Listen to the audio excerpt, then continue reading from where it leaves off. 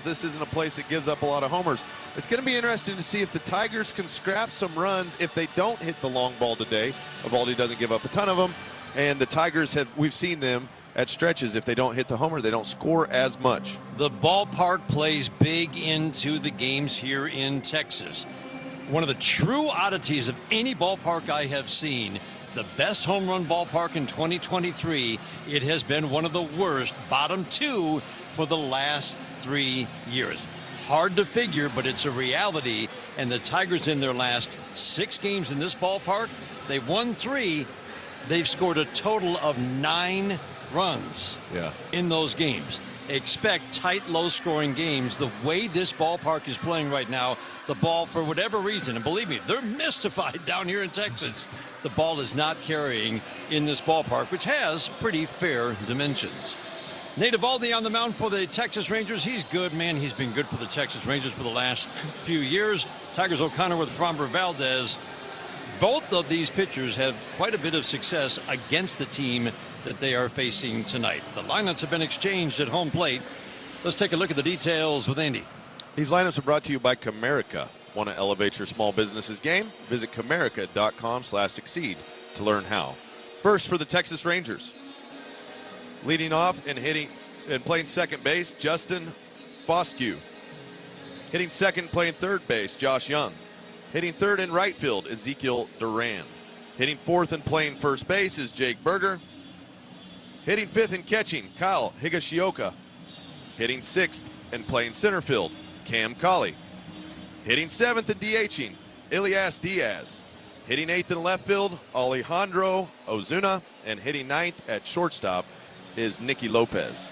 Now for your Detroit Tigers. Leading off at third base, Kevin McGonigal. Hitting second and catching, Dylan Dingler. Hitting third in right field, Kerry Carpenter.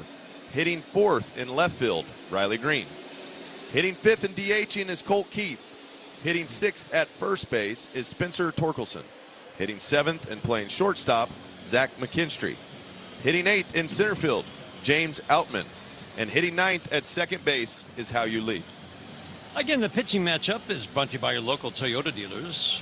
For all the latest offers, go to Toyota.com.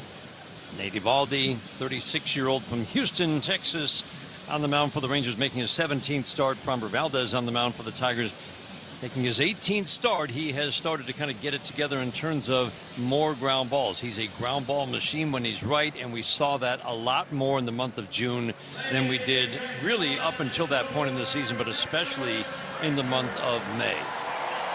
Tigers and Texas Rangers. Tigers trying to make it 2 series wins over the Rangers after taking 2 of 3 in Detroit in some low-scoring games. Rangers are taking the field. The Tigers come in. You got to feel like, I know it's all about the next day's starting pitcher when you talk about momentum, Andy, but you got to take something out of that Yankees sweep. There's a little extra in the step of the Tigers coming into this series. Without question, especially the way they won that game yesterday. To come back after the Yankees came back and tried to put it on them. They stopped the Yankees rally. They came back, scored a bunch of runs in the 11th to win it. And now you got Framber Valdez on the mound, who always gives you confidence. Now, this navigating Nate Eovaldi is different. This guy's, he's aging. He's 36, but he's still getting it done at a very high level. He gets a lot of swing and miss. He's down out of the zone. He leads the charge with a split and a curveball. He doesn't throw a ton of fastballs. Keys to the game brought to you by Rave Associates, proud distributor of Bell's Brewery, founders in Long Drink, and you believe this is a battle of the bottom rail. Without question. Both of these pitchers are going to try to work the bottom of the zone, get weak contact via the ground ball, and also swing and miss down there. The Tigers have got to get Nate Eovaldi up. If you start chasing his split down, chase his curveball down, he will absolutely just devastate your lineup. But if you lay off some of those pitches that are down, Dan, out of the zone, be ready to challenge. If it looks low, go ahead and challenge it.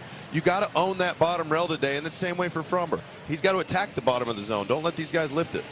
Game time weather brought to you by Clean Express Auto Wash, the official car wash of the Detroit Tigers. Fast, easy, clean, and free vacuums. Steamy outside. It's in the mid-90s. It's always wind blowing. It's hot and humid, and indoors comfortable. Let's call it 72 degrees. Tigers come in with a record of 38-49. Rangers above the 500 mark for the first time since late April at 44-43. Tigers now get ready to face the 36-year-old from Houston, Texas, Nate Eovaldi. It's important we've seen the Tigers having quality at bats early in ball games. And once again, there's 4 lefties out of the first 5 hitters. There's 4 lefties, Dan. We've seen continually AJ stacking more lefties at the top of orders, trying to get these starters pitch counts up, trying to make them work, and seeing if they can score runs early in ball games. Kevin McGonigal will lead off. Dingler, Carpenter to follow. First pitch of the game is a fastball, sinks low.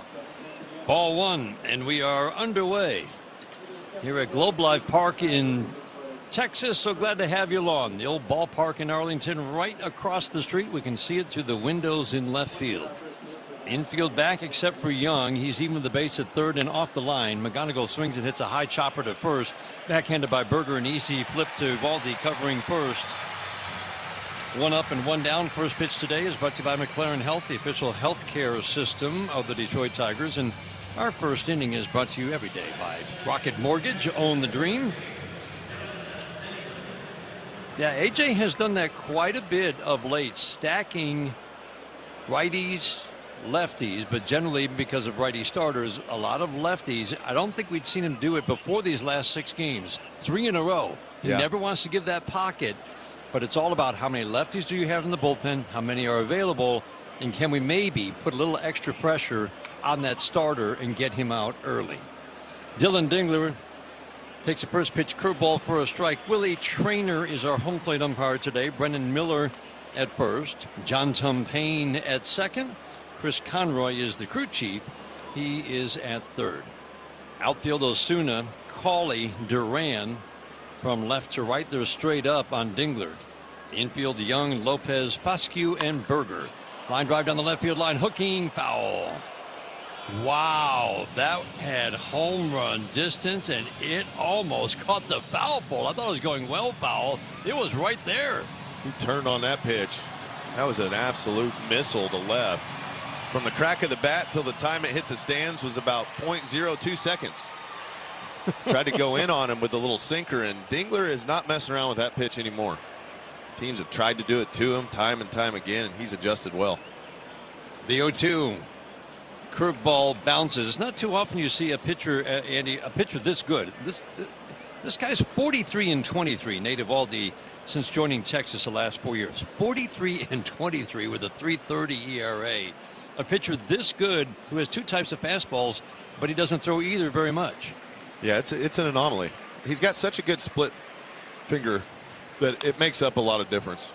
Splitter stays up. Dingler taps it foul down the third base line. The pitch he throws the most is that splitter and then the curveball. So those 2 pitches alone account for almost, not quite, but almost 6 out of every 10 pitches. That's it. And for the Tigers, you got to use the big part of the field. He's not going to blow your doors off with the fastball. Nope. He uses the fastball more to try to keep you honest. Like he'll try to rush one in on you if he's got 2 strikes. He pitches backwards most of the time. The 1-2. Splitter in the dirt. This is a good at bat for Dylan Dingler. Comes in hitting .267 with 19 home runs and 59 RBIs. Doesn't look like he's going to be able to be the starting catcher for the American League. Should be, but he certainly is going to be an all-star. We'll find out this weekend. 2-2. Up and away. Whoa, that's the top rail. And if the catcher Higashioka had challenged, that would have been strike 3. Eovaldi wanted it. He's saying, was it out? He's shaking his head right now, frustrated. saying, come on, that's a good. strike. He needs that call. 3-2, shot fouled on the third baseline. This is exactly what you were talking about. Putting pressure on the opposing pitcher. And this is what they missed with Gleyber Torres. He came back. He was hot at the start of June. The offense picked up. He went away. The offense cooled off. They missed that presence of a grinded out at bat. Dylan Dingler is going to put the ball in play usually early in the at bat, but he can do this. Extend the at bat. He's going to see at least 8 pitches. The 3-2. Swing and a miss. That's a wicked curveball. Comes up to home plate and takes a dive. Down and away from a righty. 76 mile an hour. Woo. He'd thrown a couple sinkers in and then splits. And this is the second time Dylan Dingler had seen the curveball. The first one was ball out of hand, but this one was precision.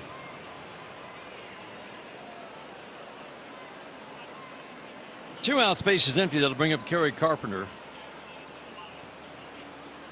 Evaldi works middle of the rubber. Curveball for a called strike on the outside edge. You got to wait for Willie Traynor. Takes a moment. Yeah, he does. Stands up. A little casual point to the right. Nate Evaldi has had a ton of success against the Tigers in his career, especially the last 4 times he has faced them. Strike one, splitter down, swing and a miss, no balls and 2 strikes. Carey's hitting .238 with 13 home runs, and really it's just one game where he gave up 6 runs and 4 1/3.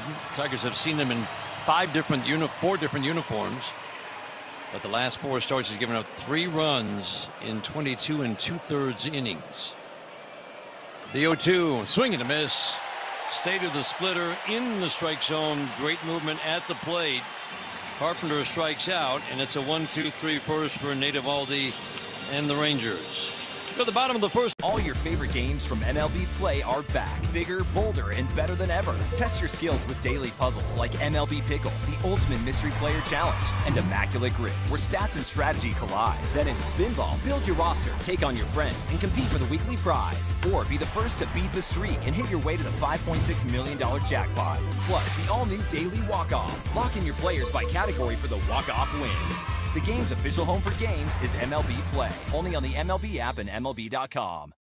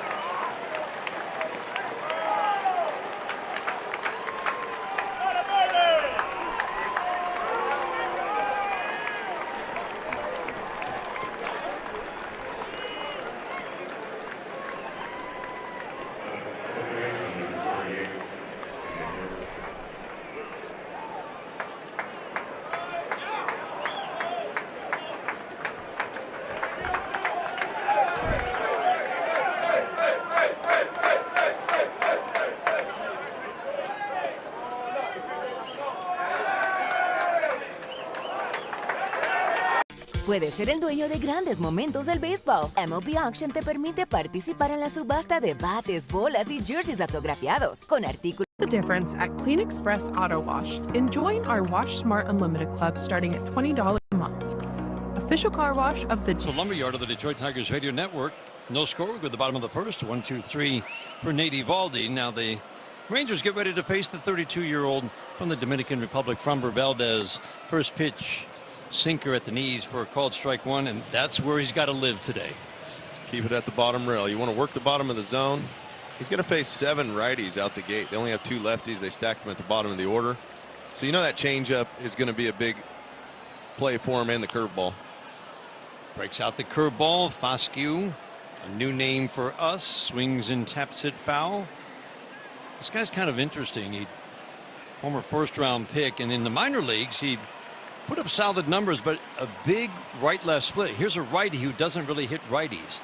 So he's almost become a righty specialist against lefties, which is a pretty specific role, as we know. The 0-2, swinging a foul out of play.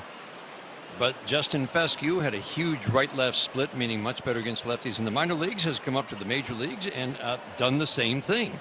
So now he's their righty specialist against lefties, and he's doing a heck of a job. 91 at-bats, big production against lefties. Hitting .275 with 5 home runs overall. The 0-2, swinging a foul. That's a good changeup away. All 3 pitches sharp out of the gate. And he's keeping the ball down, which is advantageous. Yeah, with Foscue, you got Josh Smith, who's kind of the opposite. A little compliment to each other. Foscue's 27 years old now. The 0-2, breaking ball bounces. He walked as often as he struck out in the minor leagues so far. Pretty aggressive. A little swing and miss in his game at the major league level, but again, tremendous production. He's hitting .357 with 3 home runs in his 42 at-bats against lefties. Valdez working third base side into his motion. The 1-2 got him. Backdoor curveball. That's a beauty. And Justin Foscue doesn't see many pitches like that from lefties at AAA. And right away, Fromber's just using all of his pitches. Bust out the full arsenal, get some outs here early. You know, we've seen him at times just try to throw the sinker and over and over and over, but he knows Foscue hits lefties well. So he busts out the changeup, the breaking ball, and then finishes him with a nice backdoor breaking ball. He likes facing the Rangers. Obviously a big rivalry down here in Texas, the Astros against the Rangers. I don't think it's a real friendly rivalry either. They like beating each other. For sure. In-state rivals. Fromber likes pitching in this ballpark too. His number here, he's like 5-1 with a 1-something ERA. 1-0 sinker misses down. You look at the last 5 starts against these Rangers going back to 2023. He's given up a grand total of 9 runs in 5 starts, averaging better than 7 innings a start, just over 35 innings of work. So terrific numbers and great consistency. Ground ball over the mound and scoots by Zach McKinstry into center. And that's a good reminder about how hard the infields are down here in Texas. Jeez, that ball took off on Zach McKinstry. He thought he had it. Yeah, he was going towards the middle, and Hao-Yu Lee was breaking on too. And Zach just let up for a half second to try to collect his feet, and then the ball just scooted on by him on a high chop. Frustrating for a pitcher, and we know that Fromber Bell doesn't get frustrated when balls get through the infield, especially after he got him to beat it into the ground at home plate. But that was not exactly a play that, I mean, Zach did everything right. It just scooted by him. And it was hit right between McKinstry and Hao-Yu Lee. The only vacated spot up the middle at that point. They're in double play depth. McKinstry and Lee. McGonigal's at third. He's even with the base. Duran swings and fouls it out of play. Kyle Seager onto the injured list. This is a pretty pitchable lineup. The bats that you really circled, again, because of his early production, Justin Foscue in the leadoff spot, who just struck out. Young is having a terrific year. He's just a good, solid hitter. The 1-1 fastball zipped up, and that was the 4-seam, which he started to break out a little more, kind of like 3% instead of 1% of the time. Yeah, he'll throw it up once in a while. Just keep him off balance, keep him guessing, keep it on the scouting report. 2-1. Changeup misses in. Story today, and it's really interesting talking about how the new strike zone, he felt like the bottom rail was smaller. He wasn't going to get as many called strikes at the bottom rail, and he maybe readjusted his sights up to get the sinker in the strike zone. The 3-1. Swinging line drive, base hit into center, right through the box. That was a bullet fielded by Outman. He'll get the ball into McKinstry. Solid line drive single to center. Couple of men on. One ball beaten into the ground by home plate. That ball was a sizzler at 109. That was that sinker that's up in the zone. Belt high. Duran saw it. Fires on it quickly. The Rangers got a couple on with 1 out, and Jake Berger, who is their home run catalyst on this ball club against left-handed pitching. 14 home runs. He just hasn't hit well here. Swinging a soft fly ball to left. Riley Green will call off McKinstry, make the catch, hand it off to Mack before he heads back out to left field. That's always good to get Berger out. There are a lot of hitters for this Rangers team that just don't hit in this ballpark, and Berger, their power guy, is one of them, and it's got to be extremely frustrating. He's just fine on the road. Yeah, the splits are crazy sometimes when you get a ballpark, especially when the ball, it gets in your head a little bit. Yep. I know when guys come over to Comerica Park, first start playing there, they hit one to center and they go, whoa, well, that's not even close to a homer. And then, you know, they start trying to pull the ball a little bit more, change their approach. You just got to hit, let the chips fall where they may. Berger, 12 of his 14 home runs have been on the road. Curveball down and in to Kyle Higashioka. It's hitting 220. Jansen's on the Danny Jansen, who we saw in May, is on the injured list. Higashioka's getting a lot of the catching duties along with Diaz. The 1-0. Curveball misses down, but one of the things that conversation with Fromber a couple of weeks ago, he said The biggest change for him, because June was full of every single game, and believe me, it was up and down through the first 2 months. Every single game, he got a lot more ground ball outs than fly ball outs in the month of June. He said it was all about, for him, lowering the elbow at release. Line drive to the gap in right center field. That's trouble on the run. Carpenter reaches out, makes a catch. Wow! I didn't think he had a shot. He turned and ran to a spot, picked it up at the track, reached up with a backhand and grabbed a ball that could have easily scored 2. That's a great read by Carey. That ball was scorched. It had a little tail to it. He played it perfectly, took a perfect angle to the ball, sprinted as fast as he could, reached up the full extension of that left arm and grabbed it right at the last second. At the wall, leaping catch. What a play by Joey. And Peters runs it down. What a grab by Tristan Peters. At the wall, leaps in front of the fence, and he got another one. Colton Cowser soars into the sky. Slides and makes the catch. Nathan Lucas with a fantastic grab. And look at Nunez laying out to his right to rob Jaron Duran. Racing back Straw, and he's got it. Caught on the slide, Noel V. Marte. McKinstry dives on it. A whale of a play. He leaps and makes an unreal catch. Are you kidding me? Nice sliding stop, Lau, and what a play by Brandon Lau. And he is at the plate. There is no better defensive left fielder in the game. Coming in, Jonah Cox, and he'll dive. Wow, what a play. Caro sliding, he got it. It's a big out. Rounded right back to him. He spins around to whip it over to Freddie Freeman. Didn't much time to think about it either. Dandy play indeed.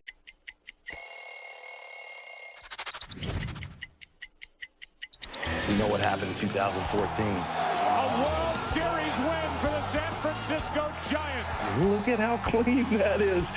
The gold, I don't know if you guys know what the gold means, but the gold means you are the World Series champions from the year before. But it's the honor of a lifetime, getting to win back-to-back World Series championships with 2 different teams.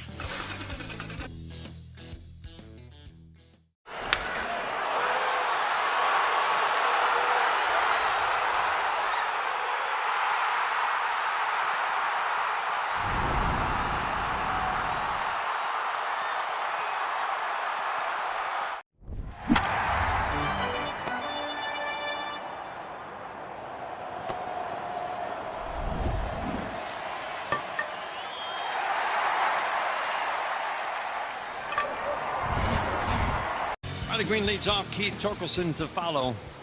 Second inning brought to you by the Michigan Lottery. Michigan Lottery's Detroit Tigers instant ticket and online games. First pitch to Green.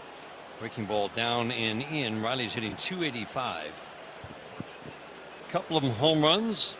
A 2-homer game in New York. He is really starting to put all the pieces together. Hitting for average, not a lot of power. Power jumped in June. 7 home runs. Splitter, swing and a miss. The splitter movement, Andy, it's just really slight, but it's just enough right at the plate. Yeah, it's the late movement, and it's 89, 90 mile an hour, so it's not incredibly soft. But it's the way it comes out of his hand. He's got a good motion coming to the plate. Cutter on the back door, swing and a miss. This is just a veteran who he just knows how to mix his pitches. And you will rarely see him leave that split up. That split is usually right at the bottom of the zone or just below. Hasn't left one up yet. Left side of the infield shifts to the right. The outfield straight up. The 1-2. Curveball bounces. The numbers for Eovaldi through 16 starts, 8 and 7 with a .395 ERA. Kind of ballooned or a little higher than normal just because the way he started the year, he gave up 11 runs in 9 innings. His first 2 starts of the year, it's been Nate Eovaldi-like since. A .320 ERA his last 14 starts. 2-2, swing and a miss. You couldn't have walked that ball up there and put it where you want any better on that split. Every split right now is perfect at the bottom rail. And it's not like you can, I mean, these are in the strike zone. It's not like you can let that go. If it's down, let it go, because the movement is so slight. It's still a strike. And they're in, yeah, it's in the strike zone. Yep. 3 straight strikeouts. I'd be moving up in the box. You know, if a pitch like that, he keeps throwing it low, I'd move up, see if I could hook one down the right field line. The The battle for the bottom rail continues. Keith takes a 96-mile-an-hour sinker at the knees. He's feeling it right now. This is where, as a hitter, you got to make sure that if he makes a mistake, you touch it. Try to get him out of rhythm. The strike one goes up with the four-seam fastball. Again, 2 pitches he doesn't use a ton. Combined, just 20%. 1 out of every 5 pitches. The four-seam and the sinker. But like you said, he spots it, and he sets up other pitches with it. And the at-bat for Colt Keith starts with 2 fastballs. Valdi working middle of the rubber. Into his motion, the 0-2. Splitter low. It's time for dollars on deck. Spencer Torkelson gets a hit this inning. Northville Lumber will donate to Detroit Blightbusters. Northville Lumber is Michigan's oldest business, largest Trex decking dealer. Injury report is brought to you by McLaren Health, the official healthcare system of the Detroit Tigers. The 1-2. Swing and a miss. That splitter moved away from Colt Keith. That's not fair if he can do that, too. He's put on a clinic right now. Jeez. I mean, he's not missing his spots at all. And when a pitcher's doing what he's doing right now, this is where, as a hitter, you're going to have to figure out a way to put some game pressure on him. And that looks like you've got to move up in the box. If not, make sure that whatever you swing at is something that you think you can get a good enough piece of to get it to the outfield. Torque takes first pitch cutter. Perfect. What? On the black. Hey, sometimes you just got to endure it for a while. That's right. Wear it. Wear it, because he will make a mistake, I promise. Yeah, it will come. It you can't go like this the whole game.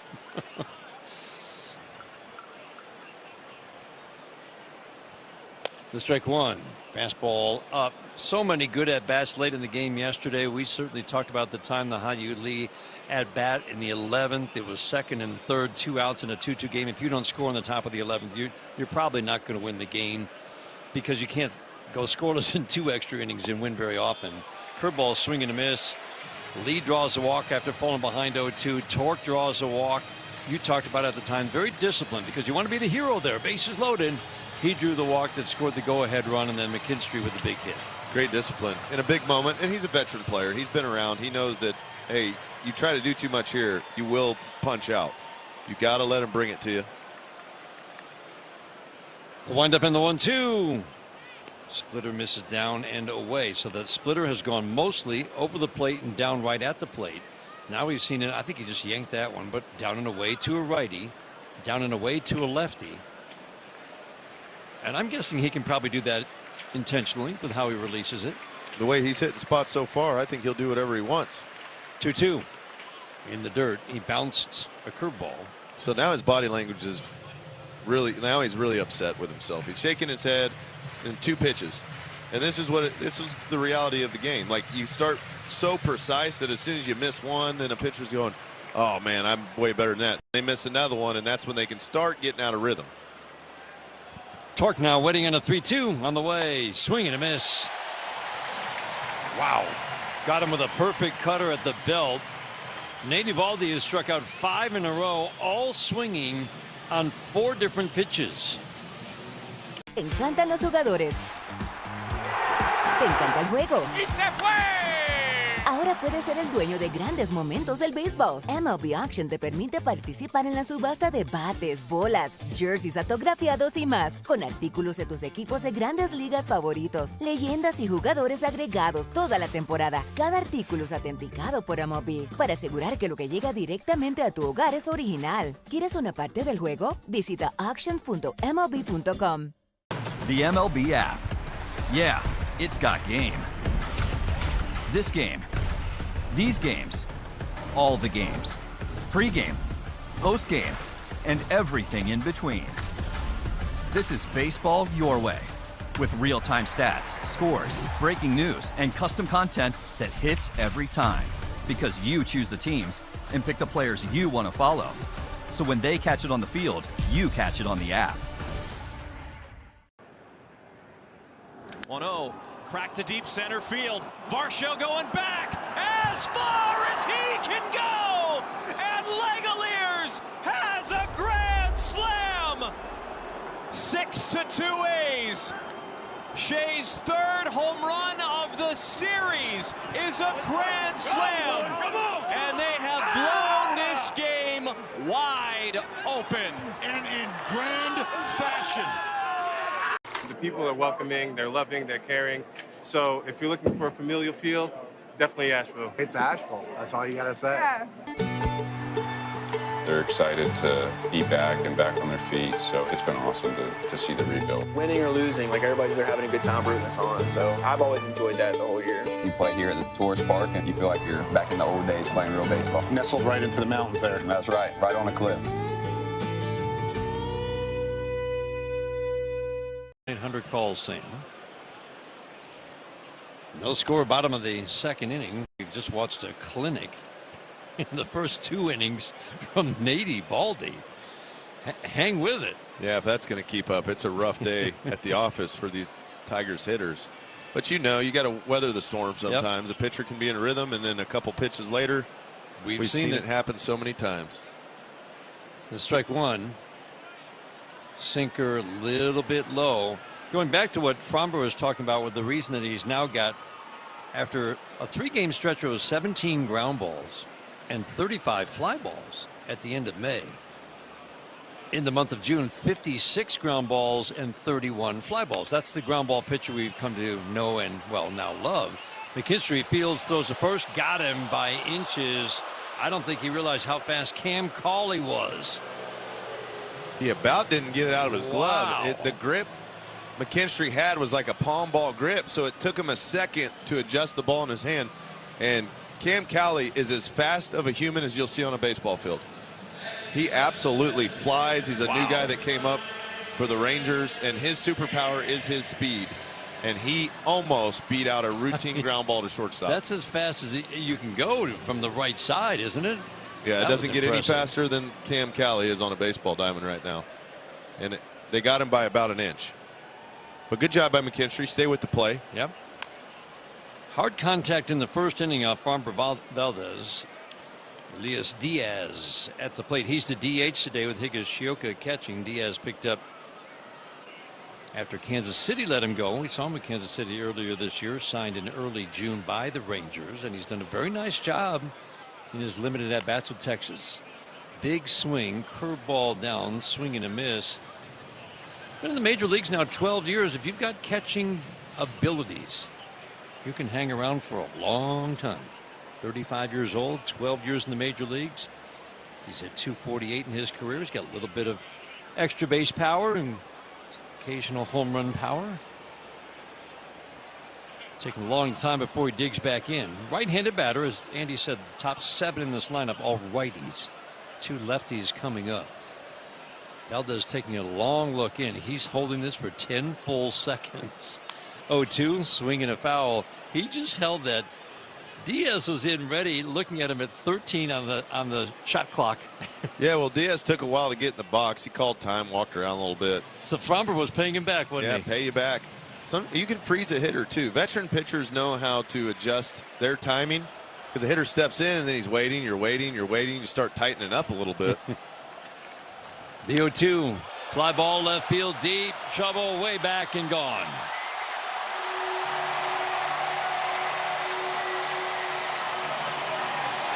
Elias Diaz with his 4th home run as a member of the Rangers, and it gives Texas a 1-0 lead in the second. That was a hanging breaking ball from Fromber in a 2-strike count. It pretty much split the center of the plate. Diaz was ready for it, saw it out of hand, and launched it to left. But he had just missed with a sinker down, and this pitch is supposed to be down, and it stays up. And this is what we talked about, Dan. Fromber's ability to hit that bottom part of the zone is. Fastball inside outed by Alejandro Osuna, one of the 2 lefties in the lineup. He just pulled the hands in, a little flare by third base. Riley Green fields it on a couple of skips. Lots of contact early. Fromber Valdez getting as little swing and miss this year as he has his entire career. Came in with a 4.05 ERA, again better in the month of June. Walk rate over 3, and the strikeout rate has dipped to a really career low of 7.5 strikeouts per 9. Nicky Lopez, Another new pickup since we last saw the Rangers. Takes a pitch low and away, ball one. Nicky Lopez is having a year. Fastball strike on the outside edge. And he has had a year the likes of which you will never see, or rarely ever see. The 1-1, soft little tap fouled on the first base line. Torkelson comes in, charges Fields, and slips and falls down. Somehow that ball hugged the line and stayed fair. Even if Tork stays on his feet, I don't think there's no Farmer was chance. busting over to first. I don't think they get him. There's no chance. Lopez runs well to first base, and he just reached out and touched it. It's basically a perfect bunt down the first baseline. Yeah. Tork knew that in order to try to get it out at first, he'd have to do something special, so he tries to spin as he's fielding it, loses his footing, but there's no chance they were going to get Lopez. 5 hits the first trip through the Rangers lineup. Sinker a little bit low. But again, this is where Framber Valdez, again, the adjustment he made, the conversation we had a couple weeks ago, he said he just lowered, his elbow had gotten too high at release, and he just lowered it below shoulder level, and that has made a huge difference for him. A sinker at the bottom rail for a strike. And he's back to getting that reliable ground ball again and again, and it certainly serves him well in situations like this, where he can get the ground ball for a double play. He's getting ground balls tonight. 1-1. Changeup sinks away from the righty Justin Foscue. Yeah, there's been 3 balls that have hit pretty hard. If it's up right now, Dan, these guys are hitting it. His curveball this year's got less swing and miss to it than it had last year. 2-1. Changeup challenged by Dingler. Call the ball.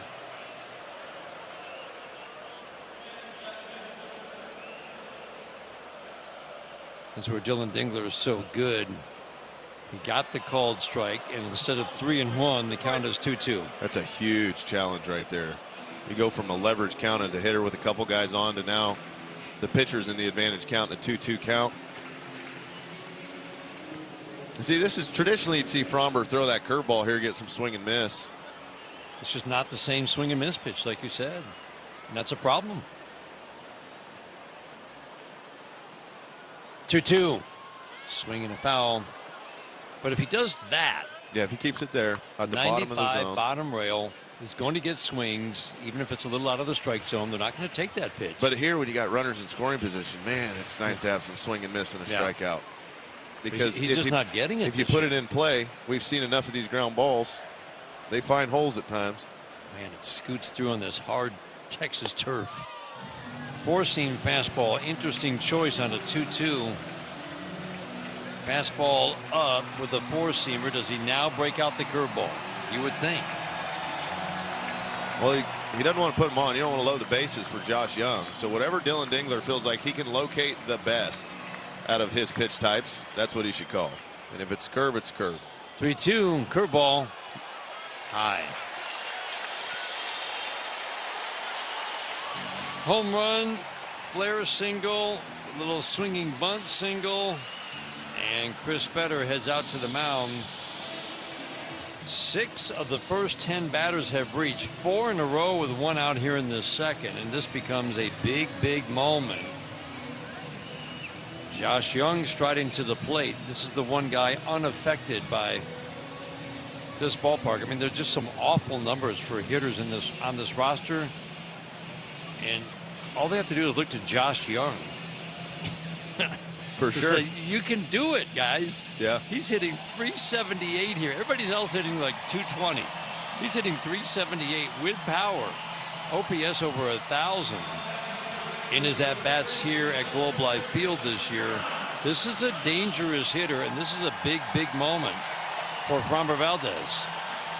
It's a tough at-bat, too. This is a guy who hits left-handed fastballs very well. He hits the off-speed pitches from lefties really good. Also, the breaking ball is the pitch that he struggled with the most. He's grounded into 5 double plays. That's not a big number. Gets the ball in the air a lot. First pitch from Fromber. Fastball.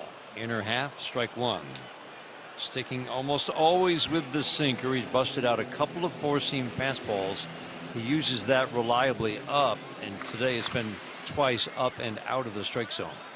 Working extreme third base side. Bases are loaded. Osuna, Lopez, Foscue. The strike one. Curveball at the back foot. Good block by Dylan Dingler. He smothered that. I thought it was going to hit Josh for a half second. Yep. But that's that back foot curveball. Dingler goes over to his left, gets down, puts the glove between his legs, leans out forward so that ball doesn't bounce anywhere. Good execution on the block. Outfield shifts to the right just a little bit on this righty. Young hitting .294 with 9 home runs, but again, he's just a good hitter. Hands tight to the right shoulder as he cocks the bat over at the 1-1. Sinker up, swinging a foul straight back. That's good. Stay out of the middle of the zone. Yep. Worked it up and away that time. He got him to chase just a little bit out. Got him a foul ball. But this goes back to, Dan, the swing and miss in these situations. To your point, last year the curveball had a whiff rate of 44%. This year 30. That's a big drop in 1 year. The 1-2 in the dirt, another good block for Dylan Dingler. Changeup bounced. Whiff rate of 44% means that 44 times out of 100 times that they swing at that curveball, they miss. They miss. Yep. And when that number drops to 30 out of 100 swings, that's again, that's some swing and miss that you could really use right about now. Bases loaded, a lot of energy expended. The pitch count already at 40 for Fromber Valdez. Young waiting on a 2-2 on the way. Sinker low and in. 3-2. Home run, single, 7-pitch walk to Foscue. Young will now see at least 6 pitches. Fromber Valdez takes a little walk to the back of the mound, picks up the rosin bag, drops it down, climbs the hill, settles in third base side.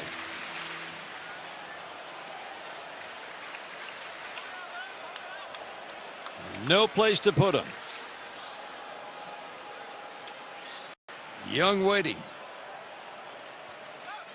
3-2. Swing and a pop foul out of play. He's a pretty aggressive hitter. If this pitch is close, he'll almost surely be swinging.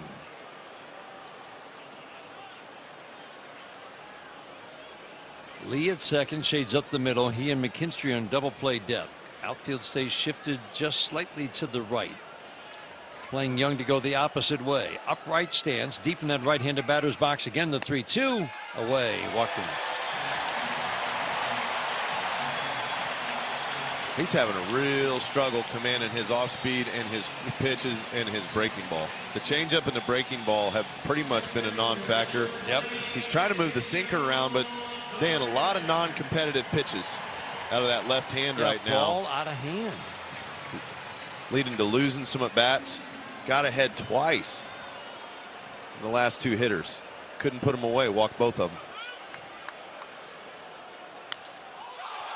Fly ball right field fairly deep. Carpenter going back. He will jump up, make the catch onto the track in right. Duran made a bid for a grand slam. Lopez tags and scores. The other runners advance 90 feet. Deep fly ball from Ezekiel Duran makes it a 3-0 game. The swings have been really good against him all night long. There's a lot of pitches out over the plate. You know how we've talked about when guys are spraying it a little bit and then all of a sudden, you know, it's either ball out of hand or it's going to be something decent to hit. It's been a little that way tonight for Fromber. Time called. Pitch clock violation on Fromber.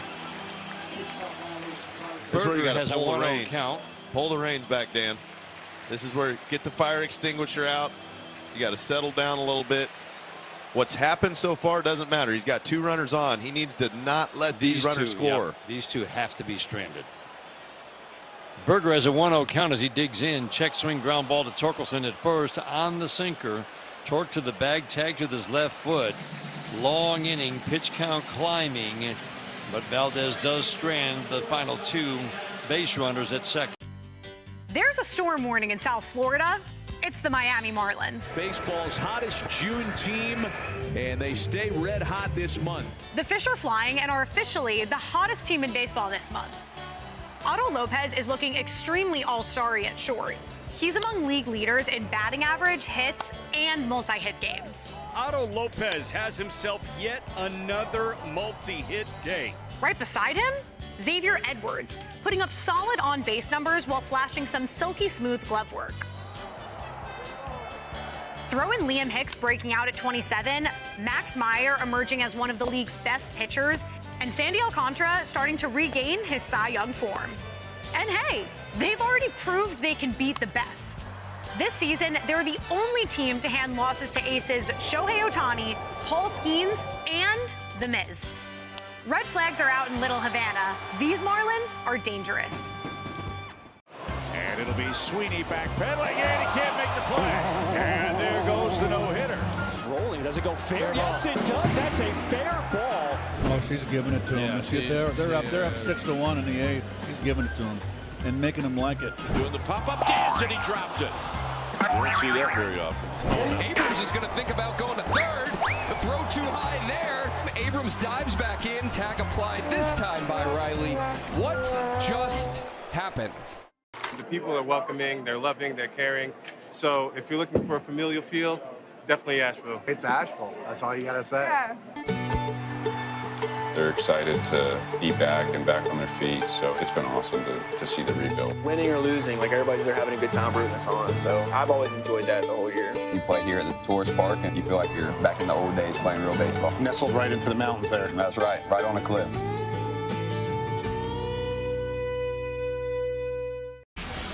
This game brought to you in part by Meyer, an official partner of the Detroit Tigers. Inning is brought to you by Mastercraft Heating, Cooling, Plumbing, and Electric. For fast service and the best price, choose Mastercraft. 6 up, 6 down for Nady Valdi. The last 5 on strikes, all swinging. Curveballs working, splitters working. Cutter is wicked. But I feel like the Tigers are about to get to him, Andy. Yeah. He's going to really have to lose it from where he's been. But the beauty of this game is just as soon as you think, oh, no, we're in big trouble, all of a sudden a pitcher loses that feel. It's like a three-point shooter. Gets hot for a quarter and then loses it. 1-0. Curveball, middle of the plate for a called strike. McKinstry, Outman, and Lee in the 3rd.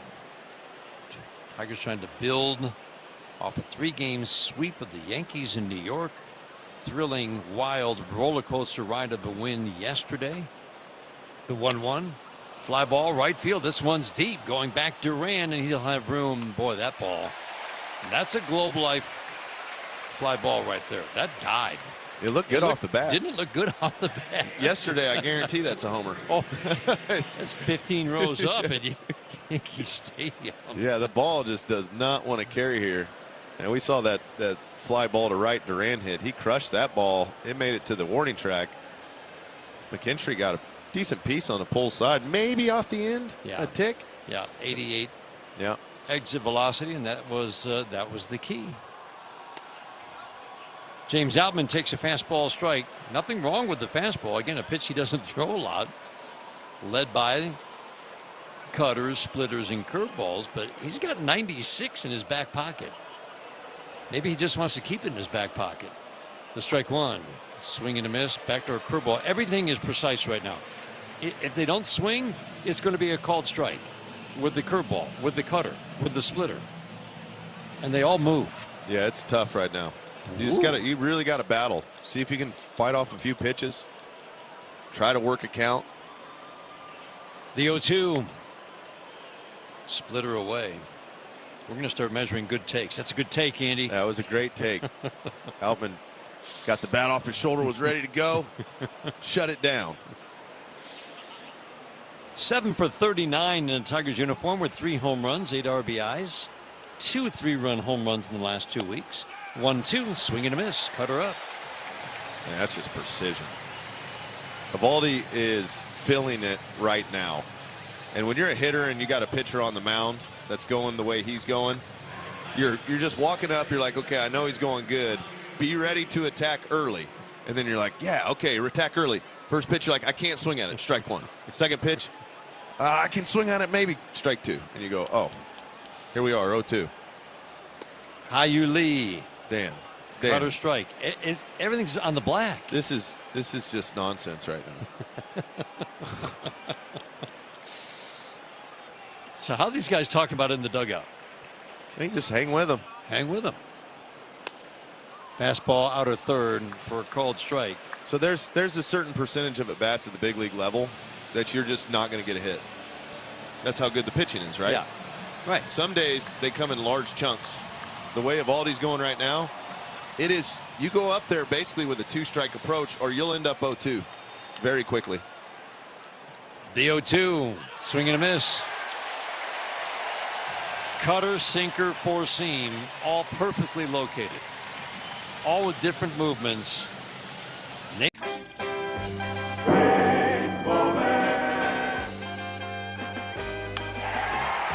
in right field, but they're going to have to hold Jelks at third. Going now, the ball gets away from O'Neill. He kicks it to Benzinger. No, I do not believe it. He kicked the ball to Todd Benzinger. You will never, ever again see this, so take a look. And it is a perfect kick.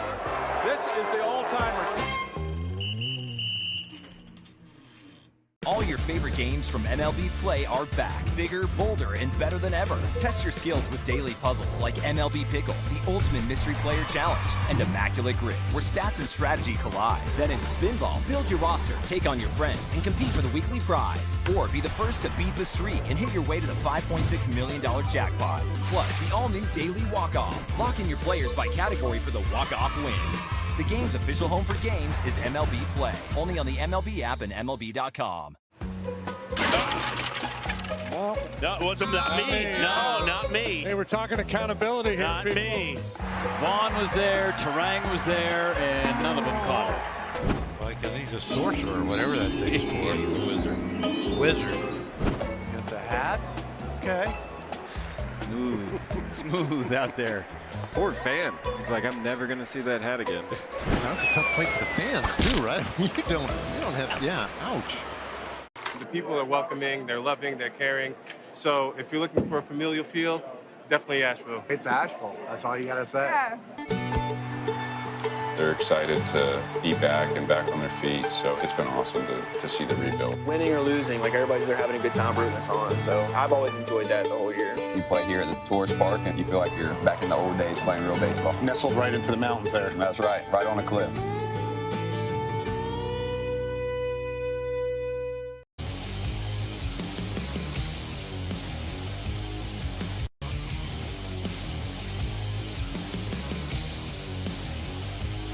It's a replay brought to you by the Sam Bernstein Law Firm, where you need the right call made. 1-800-CALL-SAM.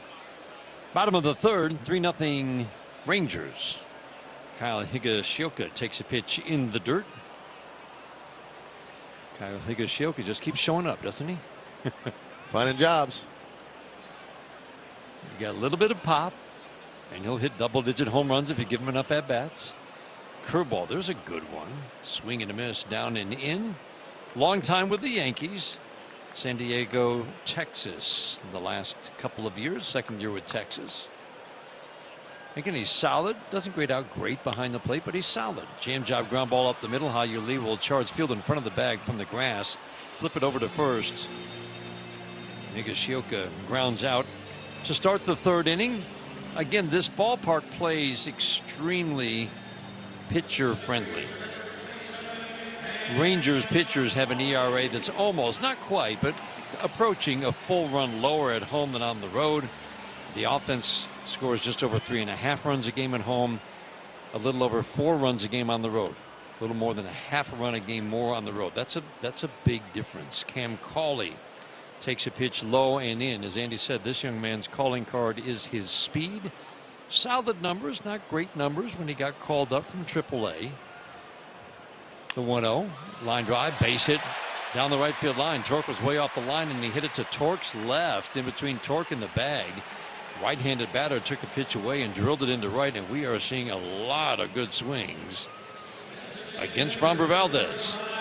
Yeah, his location has been suspect today. Framber's has. He was trying to work the bottom half of the zone, kind of lost command of his off-speed and breaking ball. The sinker sprayed all over the place, and you get to a point where you're just trying to throw strikes. That's when you leave balls over the middle of the plate to get hit hard.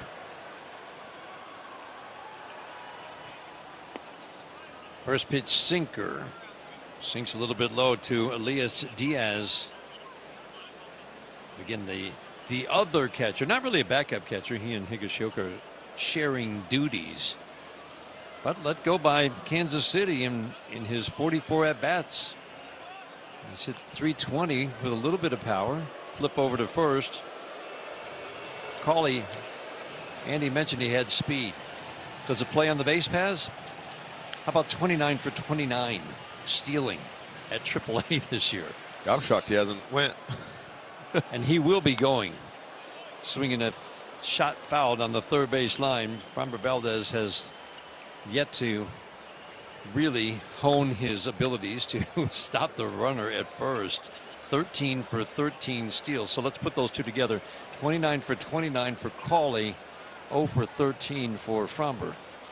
That's a bad math equation. He's got a short, cautious lead. He's not comfortable going yet. I think the little big slide step for Framber. Little slide step. Framber's throwing in there, and a lefty. A lot of times when you're still on a lefty, you're taking a gamble. You're saying, I don't think he's going to go, because if by the time you read that he's going home, it's too late. It's not the hang and read lefties of old. Guys are usually trying to be around a 1-2, 1-3 to home plate with a runner at first. Seems to have been just running on first move, but he is using the slide step. Swing and a miss on a changeup. He just got a piece of it, but it's 2-2 now. That was on a 2-1. He doesn't break out the slide step very often. He's used it, I think, 3 in a row now. Usually that is not the case. He knows he's got to do a better job slowing runners, at least at first. Diaz waiting on a 2-2. The pitch. Line drive, foul. Oh, another hanging breaking ball. Let's pause for station identification on the Detroit Tigers Radio Network.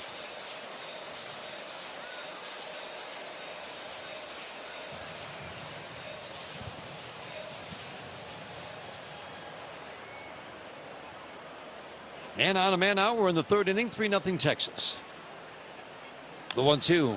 Swinging a little baby pop up into right field. Late break for Carp, and he won't get there. He'll play it on a hop. He'll throw to second. They got him. That's a nice recovery. He just didn't get a good read.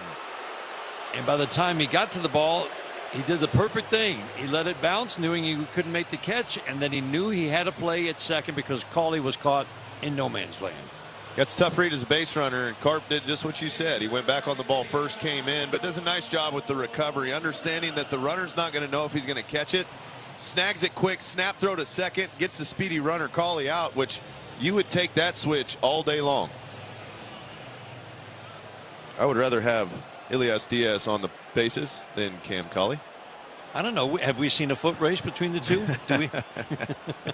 Do we know that the 35-year-old catcher is that much slower?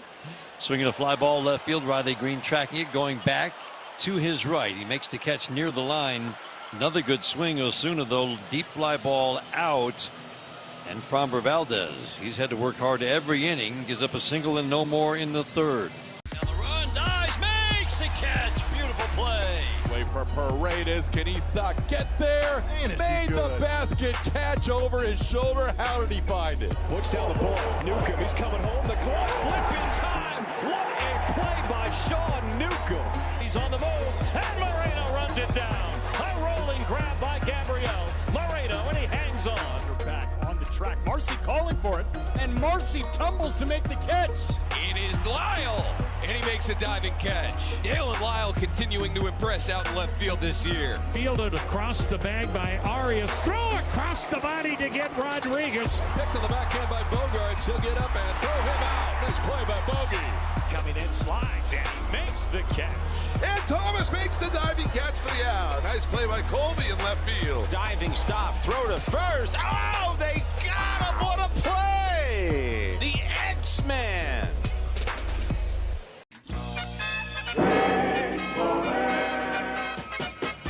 Go-ahead run. Ramirez at second base. First base is open. And now Williams intentionally walked Cabrera. Line drive to center field. A base hit for Cabrera, who swung at that pitch. Williams didn't get it far enough outside, and Cabrera alertly swung at it. Well, Little League right here. It happens in Little League when you don't get the ball out. Now the Marlins have the lead in the 10th. The MLB app. Yeah, it's got game. This game, these games, all the games, pre-game, post-game, and everything in between.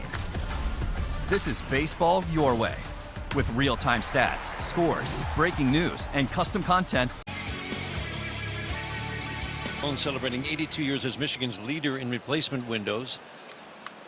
9 up, 9 down for Nate Eovaldi. But has he really been that good? Yes, actually. It's as good as we've seen this year with command from an opposing pitcher.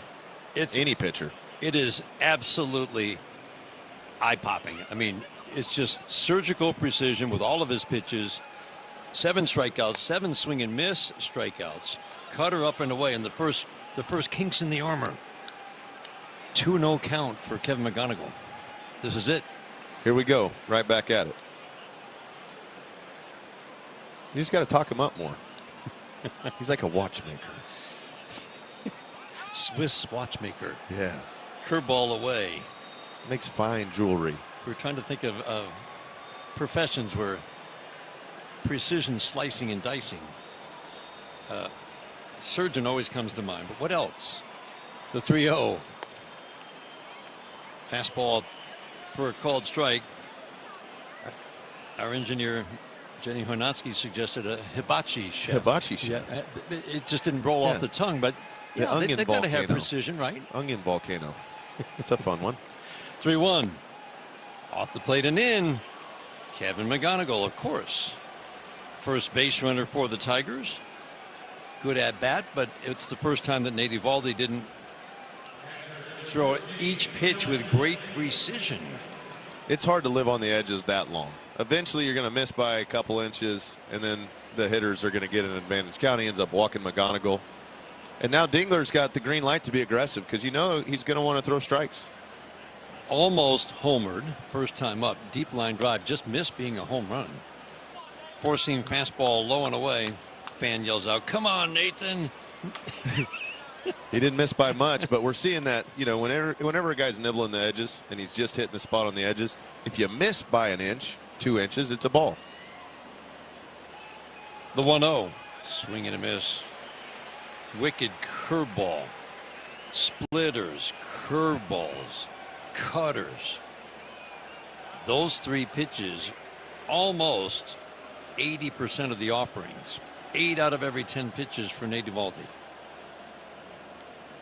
The 1-1. Swing and a miss, and then he snaps off 95, and that's precision above the belt. Opponents hitting .240 against Eovaldi coming in. He has given up 17 home runs. It's a fairly big number in 100 innings. Walk rate of 2, strikeout rate right at a strikeout an inning. The 1-2, low and away. He works deep into games. This is one of those handful of pitchers now who averages at least 6 innings a start. He's gone 6 innings or more 12 times and 7 innings or more 8 times. Stops the running game. McGonigal short cautious lead. The 2-2, swing and a miss. Splitter down, and again, that's by design. A splitter that almost looks like a slider with the movement away from a righty. He cuts across the baseball and he gets it to move from right to left if you're looking behind the pitcher, which is away from the right-handed batter, Dylan Dingler. And we've seen him fade it, sink it straight down, and cut it. That split moves 3 different ways. Kerry Carpenter takes a splitter, low and in. 8 strikeouts for Nate Eovaldi, all swinging through 11 batters. Sure don't see that very often. His season high is 9. He's at 8. 11 batters in. The 1-0. Perfect cutter on the back door for a called strike. Higashioka points the glove out. It's like you could do that on every pitch. Veteran as good as we have seen him, and we've seen Nate Eovaldi a lot. Carpenter waiting, the 1-1. Line drive foul past Anthony Sanders, the Tigers' first base coach. Lefties do have the edge against this righty. It's not a huge edge. The splitter cutter combination has been his best. Lefties have had a lot of success against the curveball fastball. The four seam, they've hit 378 off those two pitches combined. 7 home runs and 66 at bats. So far, he has not made a mistake with either the four seam or the curveball to a lefty today. Carpenter takes a pitch up and away. Eovaldi's a ground ball guy. He gets a ton of ground ball outs. He gets an average number of double plays turned behind him. McGonigal still a short, cautious lead. Berger holding with him. The 2-2. Swinging a pop-up. Another perfect splitter at the bottom rail. Cawley comes in, makes the catch in straightaway center. A walk, then a strikeout, routine fly ball to center. And that'll leave it up to Riley Green.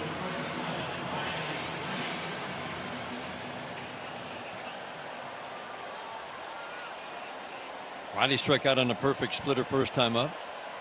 It really is amazing. He has not missed up with that splitter yet. Nope. He knows how to work that right at the bottom edge. A lot of strikes down there too. It's not like he's just dumping them out of the bottom of the zone, and you shouldn't swing, because if you don't swing, most of them are strikes. Incredible number would be strikes. Riley Green swings at a splitter, taps it foul.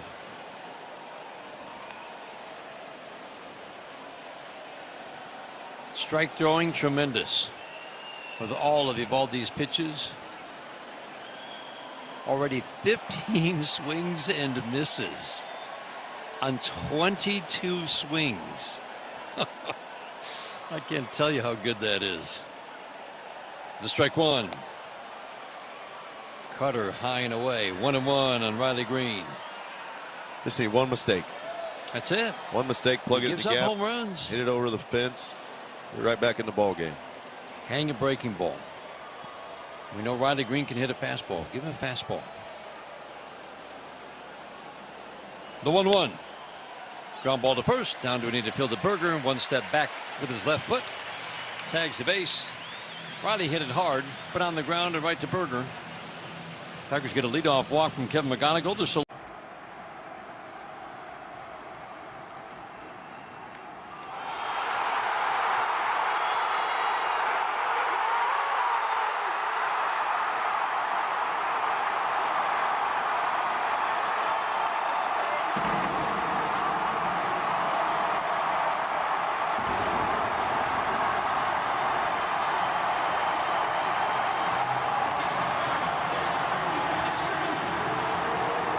strikes on Hunter. This ball hit deep left field. Take a good look. You won't see it for long. It's a one-run game. Second deck for Hunter Goodman. His first of the year. That thing went 435 feet. And you get the future Hall of Famer in for Hunter Goodman. Last year's Silver Slugger, the National League as a catcher. Just a rolling curveball. Hang it. Hunter Goodman's going to destroy it. Puedes ser el dueño de grandes momentos del béisbol. MLB Auction te permite participar en la subasta de bates, bolas y jerseys autografiados, con artículos de tus equipos de grandes ligas favoritos, leyendas y jugadores. Visita auctions.mlb.com.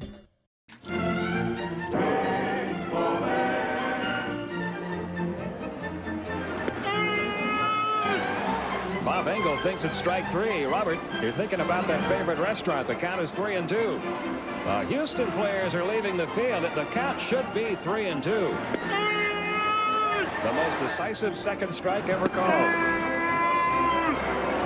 He's trying to keep from laughing and smiling. Whoops.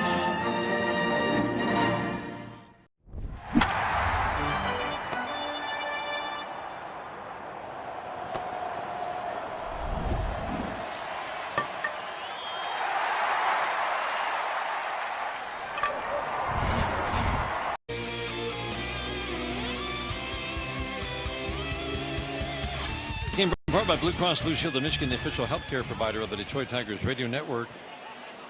Framber Valdez. We've seen this in a couple of recent starts. Shaky early, finishes strong. See if he can finish strong here against the Rangers. And by finish strong, I'm talking another 3 innings of work and get a 6-inning start in. Get some quick, easy outs. Nicky Lopez takes a strike to strike 1. Slider on the outer third for a called strike 2. About 90%. Sinkers, curveballs, changeups for Framber. He breaks out the slider against lefties. I told you Nicky Lopez had a crazy year last year. Since the beginning of 2025. The 0-2. Ground ball, base hit into left. Everything's finding a hole for him right now. Came in hitting .341. Nicky Lopez is not a guy that you look to hit, you know, .341, .249 career hitter. How about this, Andy?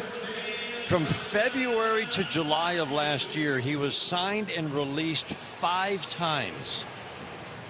That's wild. In 5 months, the Cubs signed him, released him. The Angels, the Cubs again signed him, released him. The Diamondbacks signed him, released him. And the Yankees signed and released him, all by the end of July of last year.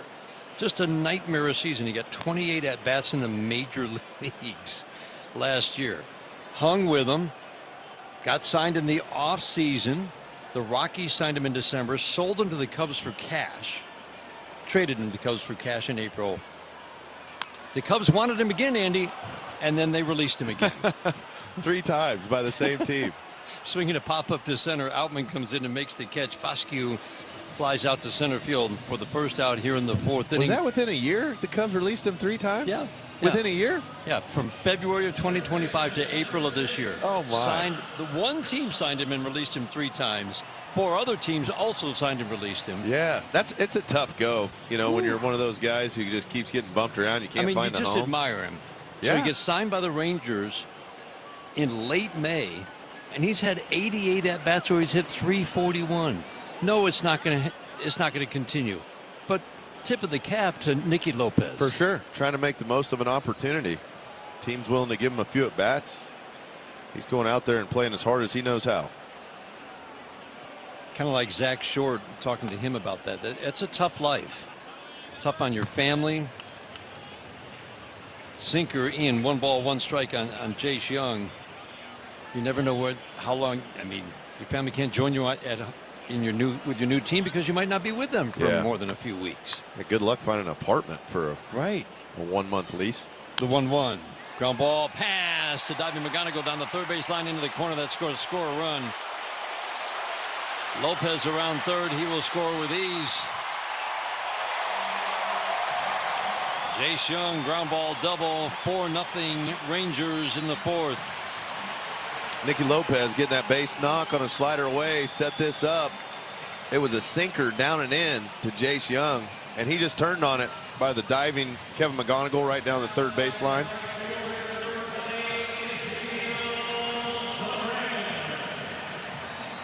We've seen, you know, what's interesting too with Framber this year, and this is just a visual thing. The ground balls are either chopped and extremely slow, or they're hit pretty decent. Yeah, I would agree.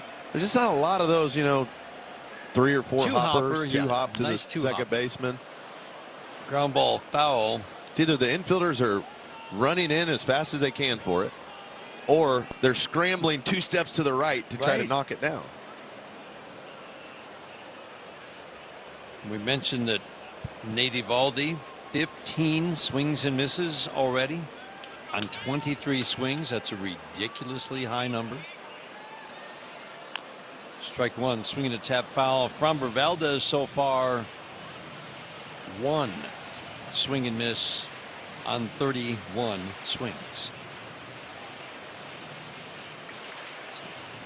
He's been getting ahead of hitters.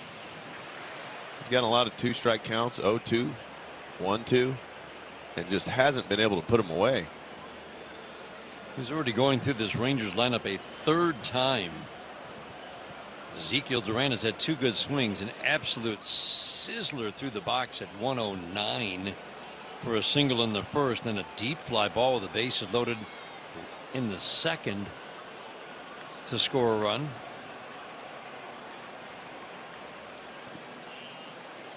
Behind here, 0-2. The pitch. Slider at the back foot. Got ahead of Lopez. 0-2. That was a good piece of hitting. Slider away, just punched it into left. Got ahead of Young in the second inning, 1-2, walked him. Bosque was 2-2, walked him.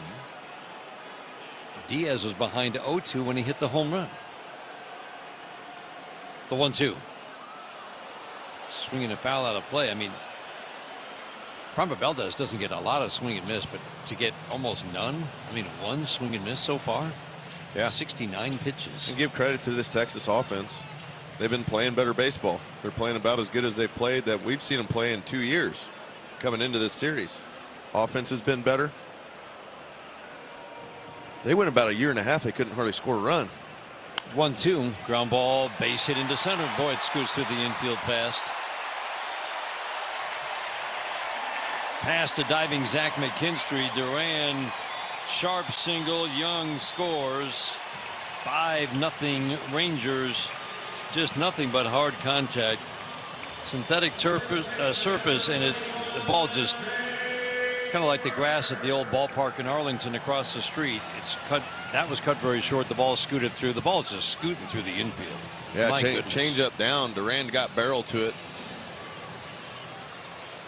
2 hops up the middle. Chris Fetter out. Tiger bullpen getting busy. Bo Brisky just back with the Tigers. Nice chat with Bo today. He's such a self-deprecating kind of sense of humor, and always a little smile on his face when he talks about his struggles and what he figured out, and wasn't anything big other than he'd been hurt for most of the year, and he needed to get the rust out.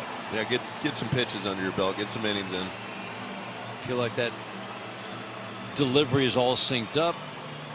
He was feeling really good by the time he ended his time or got the call up. And you would think that Framber Valdez is very near the end of his night. Ground ball, foul. Curveball is over the plate. Sometimes when it's over the plate, it's not a hanger. It feels like he's hung quite a few of them today. Not as sharp as we've seen it.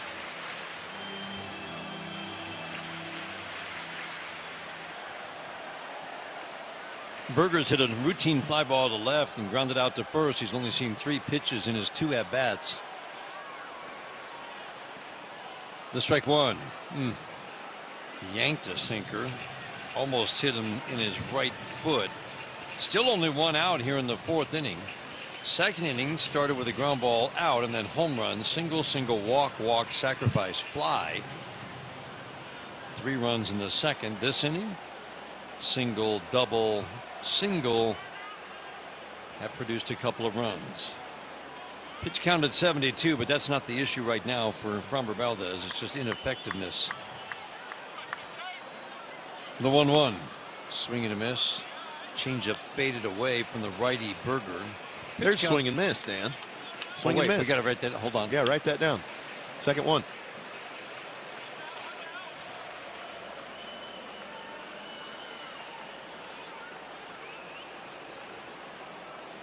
Pitch counts are brought to you by Rocket Mortgage. Own the dream.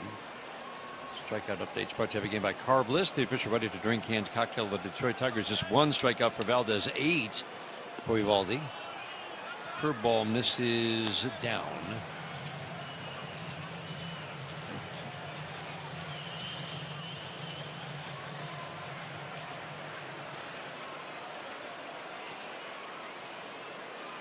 Framber works over on the third base side of the rubber. Could use a ground ball right here. Ground ball chopped to second. Just too softly hit. A big chopper. And Hao-Yu Lee had 1 play. Over to first to get Berger. Just what you were talking about. Either too hard or too soft. You need to find that Goldilocks ground ball.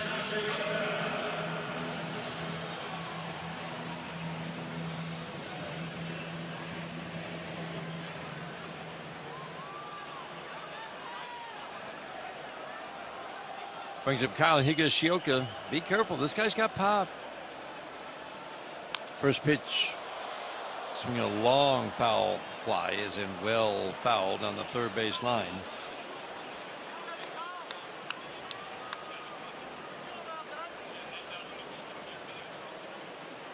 Tough to fall behind big in this ballpark, given the lack of run scoring for the Tigers the last couple of years. As this ballpark has turned very pitcher friendly. Ground ball fouled on the third base line. They're just having a lot of good swings. Even their fouls are hard. Yeah, they're on Fromber today. Had a good approach. You know, they've been trying to get the ball up, and when he does, they've hit it hard. And other than that, they haven't swung and missed. They put the ball in play, put pressure on the defense, use that fast infield to their advantage, and get some ground balls through. Duran at second. 0-2. Swinging a foul out of play. Busted out the four-seam fastball. Definitely some swing and miss in this bat of Kyle Higashioka.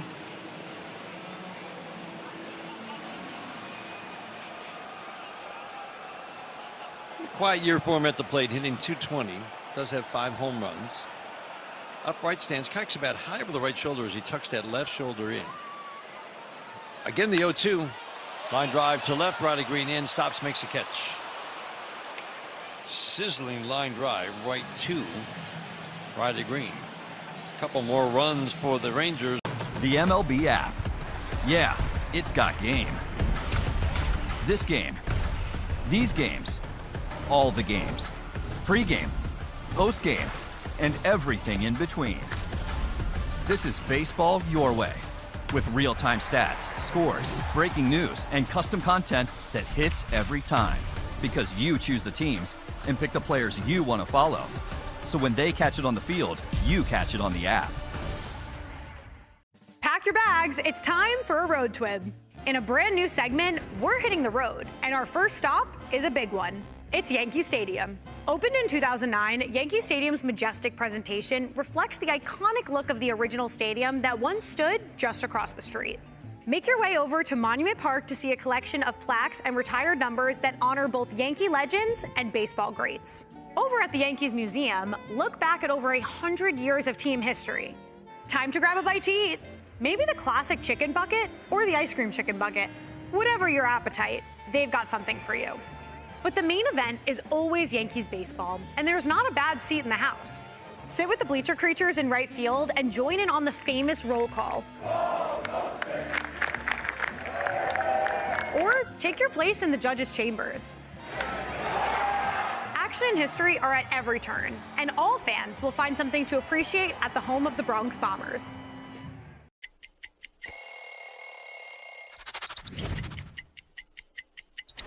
All right, so here's the Mets home jersey. To me, growing up in New York, also a very iconic jersey. The blue pinstripes that represented the Dodgers. Got the orange outline, which represented the Giants, which are the 2 teams that left New York. And then subsequently, the Mets were created. You know, my parents were Mets fans growing up, and this was the jersey that I also dreamed of wearing.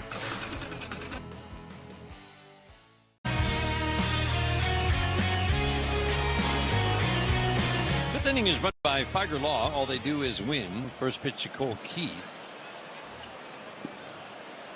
Keith, Torkelson, McKinstry here in the 5th inning. Young and tight at third, rest of the infield back. First pitch to Cole Keith is a strike on the outside edge. Everything on the edges. Either outer third, inner third, top third, bottom third, or on the black. Take your pick. That's where Nate Eovaldi has lived today. Tigers have 1 base runner that was on a walk. Splitter, swing and a miss. Perfectly located down and away. He could basically just go up there, draw a circle all around the middle of the zone, about the size of the inside of a tire. Remove it because he hasn't hit that one time. Remove it. It's like a donut zone. The middle doesn't exist. He throws everything today on the edge. Yeah, if you're looking for something in the middle, you're not going to get it. The 0-2. Fly ball right center field. This one's deep. This one's way back and gone. Colt Keith on an 0-2. How about that? Got a cutter up. 6th home run gets the Tigers on the board. Now trailing 5-1. if he's not going to throw you good strikes to hit, sometimes you just got to take it on yourself to say 0-2. He's been throwing that cutter up a lot in those 2-strike counts. It was up out of the zone, couple balls up, and Colt Keith says, I've had enough of this. Smacks that thing to right center field out into the bullpen. That's a long ways out there. I like that. He could have taken it. It would have been ball 1. But he knew he could expand and hit it hard. Yeah. Well, guys fall into trends. We've seen him use that cutter up as soon as he gets to 2 strikes against a lot of hitters. Good scouting report, good recognition, and just trust. Yeah. Fastball high and away. Missed his spot, though. I think Ashoka was set up in. Hey, you hit a guy hard. I've seen it happen. Where you hit a guy hard one time and then all of a sudden the wheels fall off. It doesn't seem like that's going to happen with Nate Eovaldi today. We can talk about it. We can hope. The 1-1 torque line drive caught with the backhand. Lopez at short. 2 good swings. 102 off the bat of Colt Keith for the home run. 98 for torque. Couple of hard hit balls. There had been exactly none. At least fair. Until the Keith home run. Every Tigers home run this year is a Little Caesars Pizza home run. Order online for delivery or Pizza Portal pickup. 5-1 now. Rangers top of the 5th inning. Curveball top of the strike zone. Did not get the call.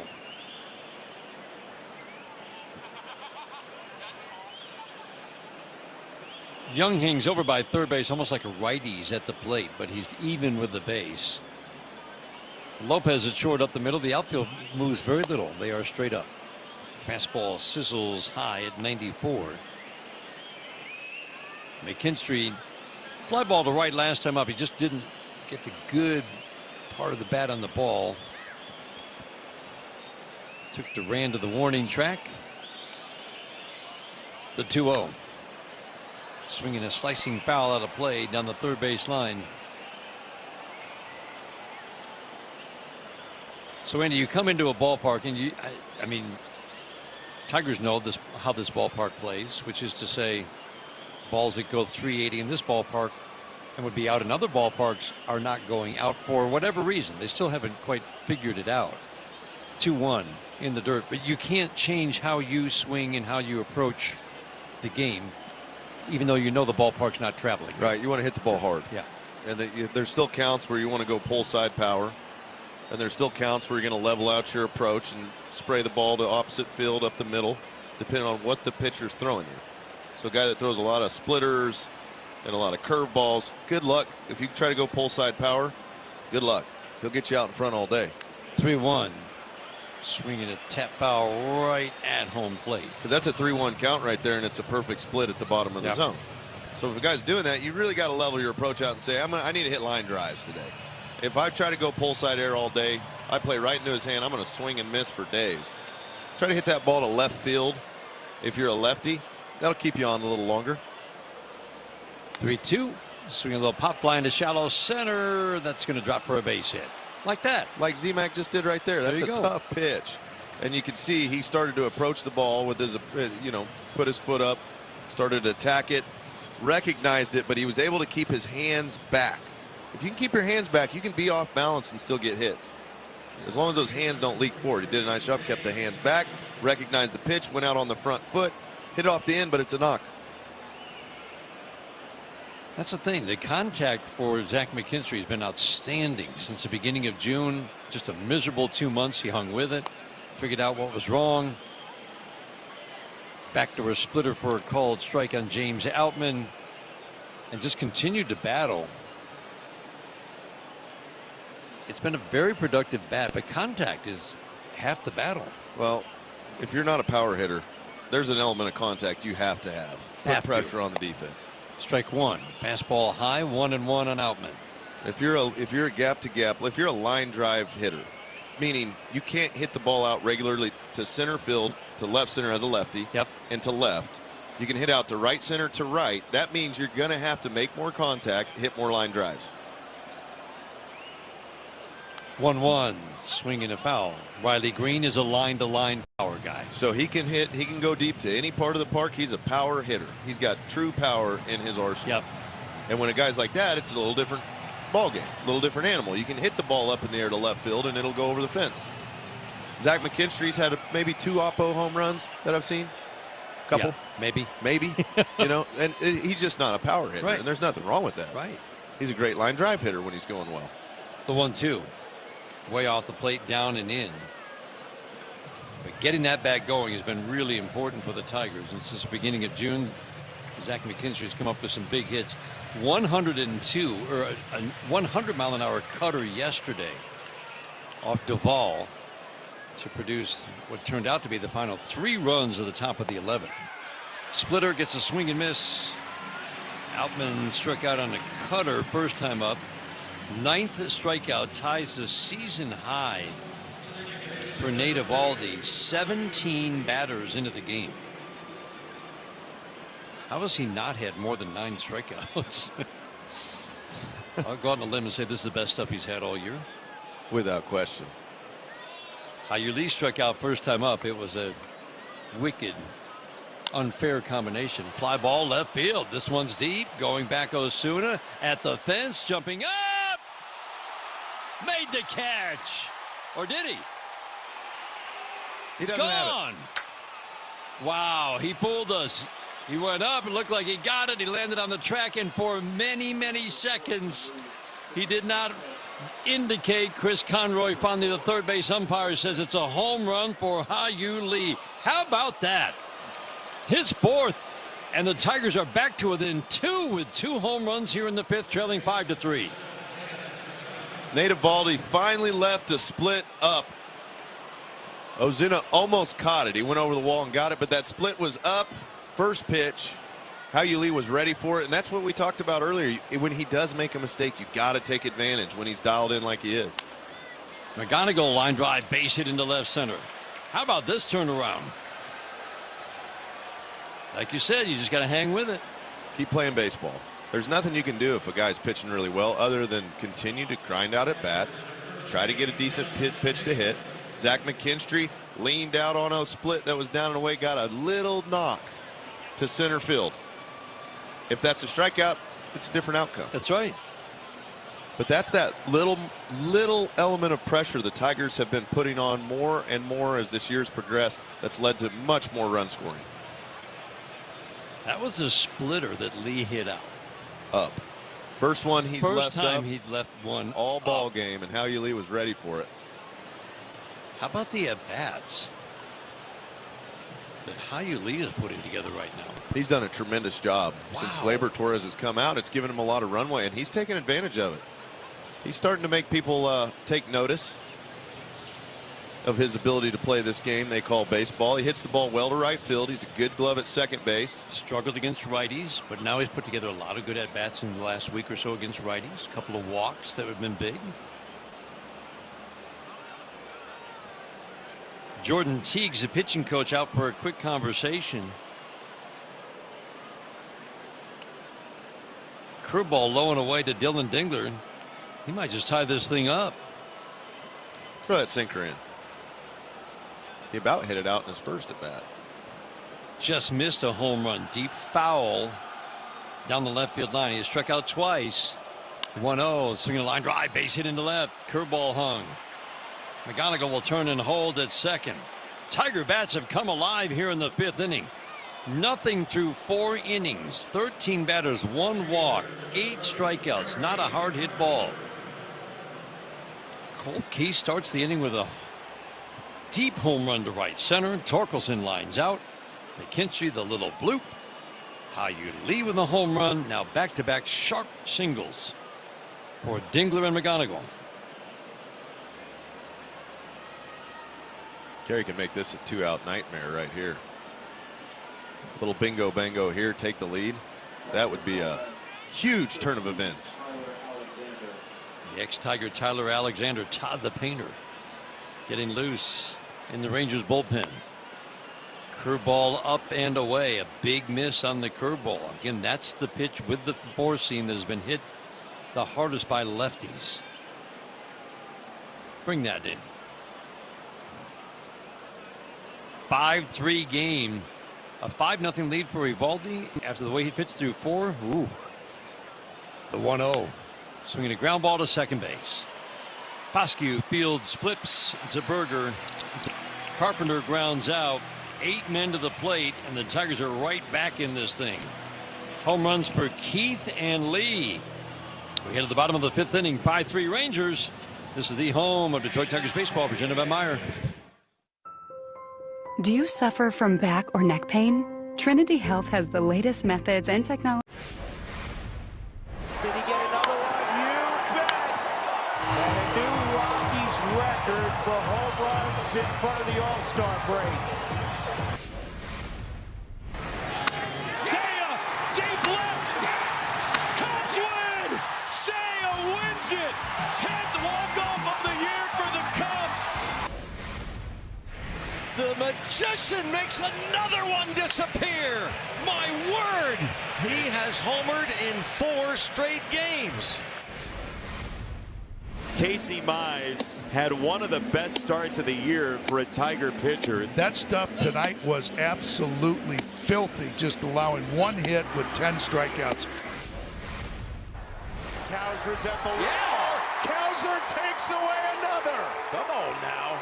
Back-to-back days, Colton Cowser has robbed a home run here at Camden Yards. All your favorite games from MLB Play are back, bigger, bolder, and better than ever. Test your skills with daily puzzles like MLB Pickle, the Ultimate Mystery Player Challenge, and Immaculate Grip, where stats and strategy collide. Then in Spinball, build your roster, take on your friends, and compete for the weekly prize. Or be the first to beat the streak and hit your way to the $5.6 million jackpot. Plus, the all-new Daily Walk-Off. Lock in your players by category for the walk-off win. The game's official home for games is MLB Play. Only on the MLB app and MLB.com. Puedes ser el dueño de grandes momentos del béisbol. MLB Auction te permite participar en la subasta de bates, bolas y jerseys autografiados, con artículos de tus equipos de grandes ligas favoritos, leyendas y jugadores. Visita auctions.mlb.com.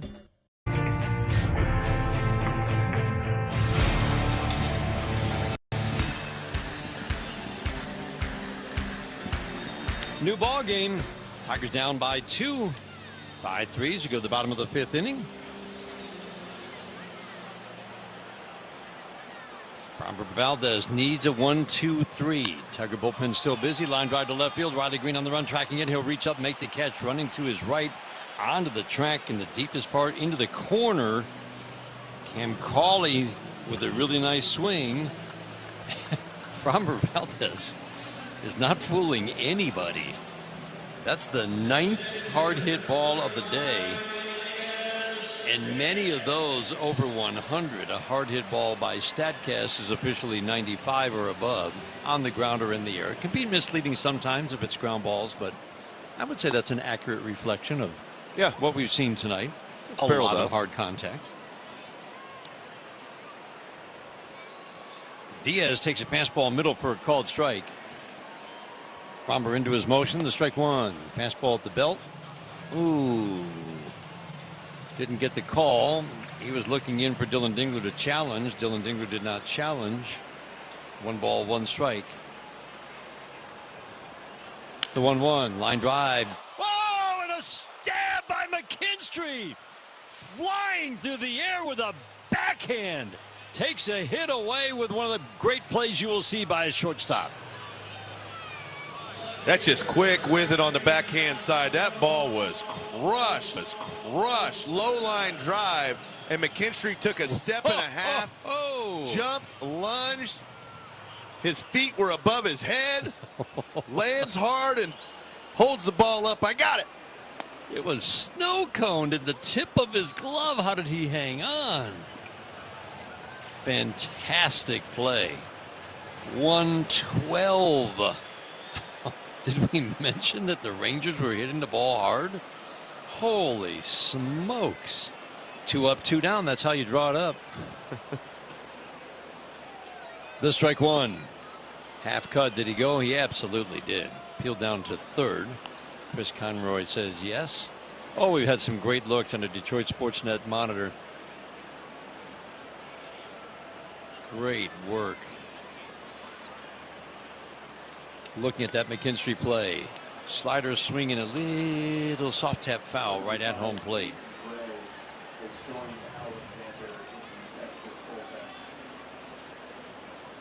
You got the two lefties here, Dan. He's at 86 pitches. I would imagine these will be his last two hitters. If he gets this guy out, he might come back out for one more to face the lefty, Lopez. The 0-2. Ground ball up the middle. Charging to his right. Lee backhands, bounces the throw. Got him. Fine play. Bounced the throw intentionally and gave Torque a good hop. 4-3 put out. And the first 1-2-3 inning of the day. I'm Jonathan Naya, and for more than 20 years, I've traced the path of baseball's rising stars, navigating the back roads of the national pastime and basking in the glow of small-town America's spirit, where the team is woven into the fabric of everyday life, where it's more than just a game. It's a celebration of the people, the traditions, and the culture that give these places their soul. This is Grassroots. The MLB app. Yeah, it's got game. This game. These games. All the games. Pre-game, post-game, and everything in between. This is baseball your way. With real-time stats, scores, breaking news, and custom content that hits every time. Because you choose the teams and pick the players you want to follow. So when they catch it on the field, you catch it on the app.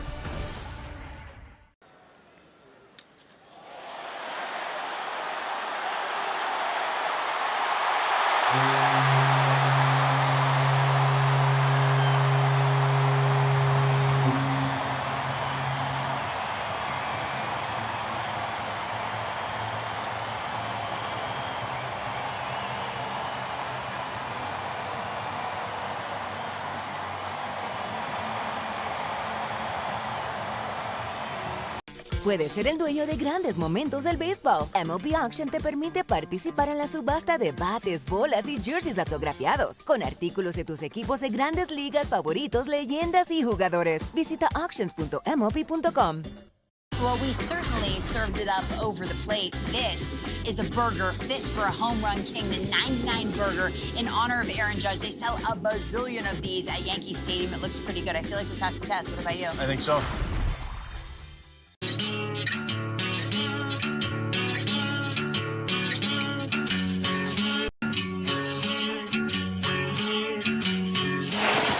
Tigers down 5-3. 4, 5, 6 hitters. Green, Keith, and Torkelson. Curveball misses to Riley Green. Sixth inning is brought to you by the Jack Demmer Automotive Group. Go in and discover the Demmer difference. Hardest working players brought to you every game by Carhartt. Proud to support Detroit Tigers baseball. The hardworking people who make it possible. The 1-0. Splitter misses down. 2-0. Riley Green has grounded out last time up. Hit it hard, but right to Berger at first. Struck out his first time. 8th strikeout for Nate Eovaldi. Came 11 batters into this game. That was in the 4th inning when he struck out Dingler. He's struck out 1 since the 2-0. Down and in, 3-0. He has faced 10 batters since then. Lots of good swings in the 5th, and you've got to believe the Tigers are stepping to the plate here in the 6th inning with one thought: let's tie this up or take the lead. Chase Eovaldi from the game. 3-0. Paint. Fastball away. You have both the lefty Alexander, the righty Gray, throwing now in the Texas bullpen. Tyler Alexander's been throwing for 2 innings now. The 3-1. Swing and a miss. Perfect cutter on the back door. Perfect.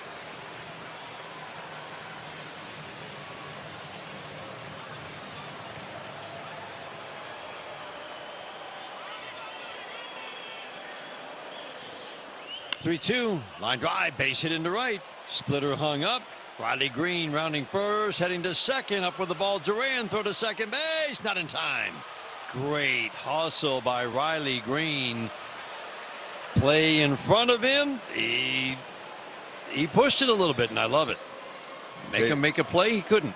Got to go. He hit it by Duran. Duran's got the best arm in the outfield by a mile. He's got a hose out in right field, but it's deep enough out there in right, Dan, that you can press a little bit harder than you can at other ballparks. Other ballparks, that ball hits the wall, comes back to him. It's an easy throw to second. Leadoff double in the 6th inning, and that is going to be the end of the day for Nate Eovaldi. Incredible at-bats. Through 13 batters, 1 walk, 8 strikeouts. The last 9 batters, 6 hits and 3 runs. Tigers. Whoa. Good effort down there. That's just foul. Whoa! It's a swing and a miss, and the bat goes flying. He says he's all right. It says, who needs a beverage? I need Look at this. beer. He wants a beer, guys. I hope Todd remembers the safe word. You have become a legend. 2 dislocated shoulders and a broken clavicle. Not a problem. I want to go party with that guy. I'm gonna go check out Food Truck Row.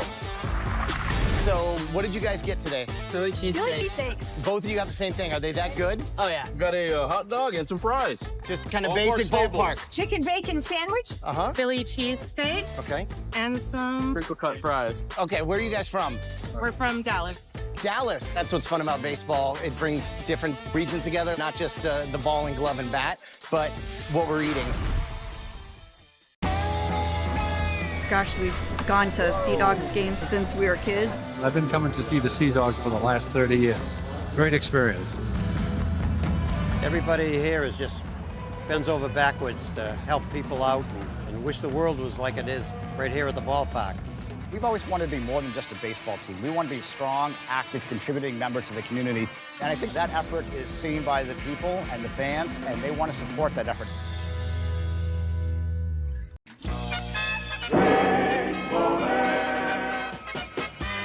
Sidearm delivery and a comebacker. There's the good athleticism. He throws the glove to first for the out. The ball was stuck in his glove. What an intelligent play by El Duque. That reminds me of Terry Mulholland 12 years ago against the New York Mets. And it's a good reminder for all you youngsters out there. If you're going to catch a glove with a ball wedged into it, use 2 hands like Tino Martinez did. Pitch and change brought by the Sam Bernstein Law Firm. Tyler Alexander takes over on the ex-Tiger. 5 years with the Tigers. Has been well-traveled since, from Tampa to Milwaukee to Chicago. And now his first season with Texas. And he is pitching as the best he has of his career. Through 35 innings. He's being used shorter now, Andy. Kind of a spot starter, long relief guy. Now he's a 1-inning guy. And 2.50 ERA. Low walks, of course. And the strikeout rate about where it's always been, 7.5 strikeouts per 9. Big change to righties is he'll throw a boatload of changeups and cutters. He's pretty much scratched the 4-seam to the righties compared to what he used to throw. Matt Vierling pinch hitting for Colt Keith. First pitch from Alexander. Sweeper at the belt for a called strike. The Tigers saw him in 2 games in Detroit. Scored 2 runs on 3 hits in the second appearance. Lefties actually had the edge against Alexander. The strike 1. Cutter up and in. That's the pitch you look for.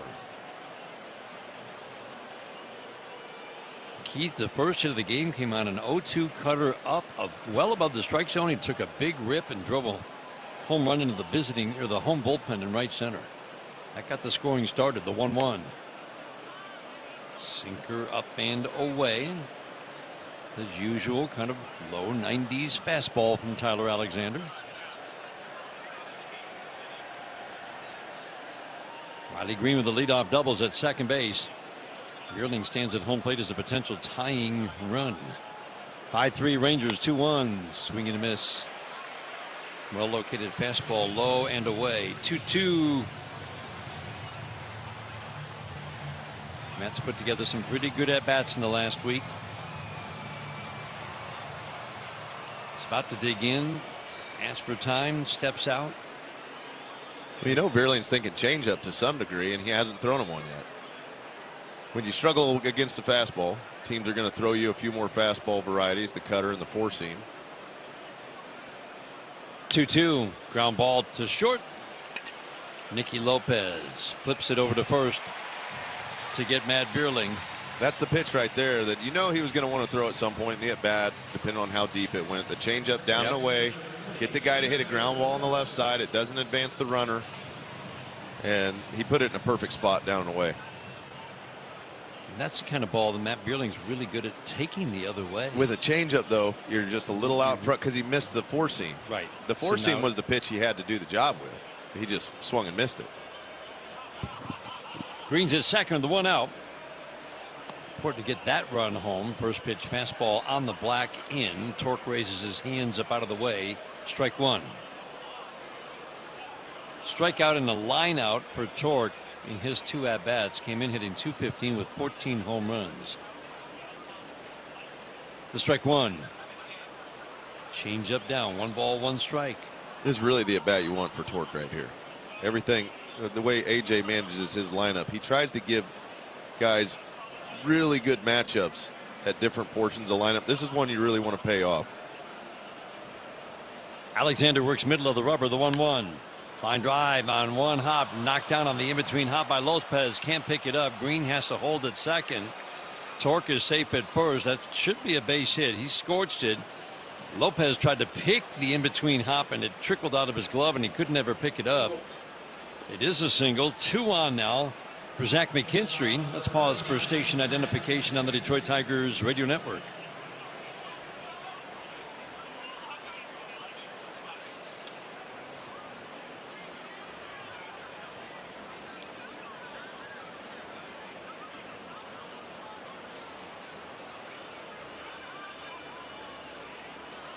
McKinstry with a flare single.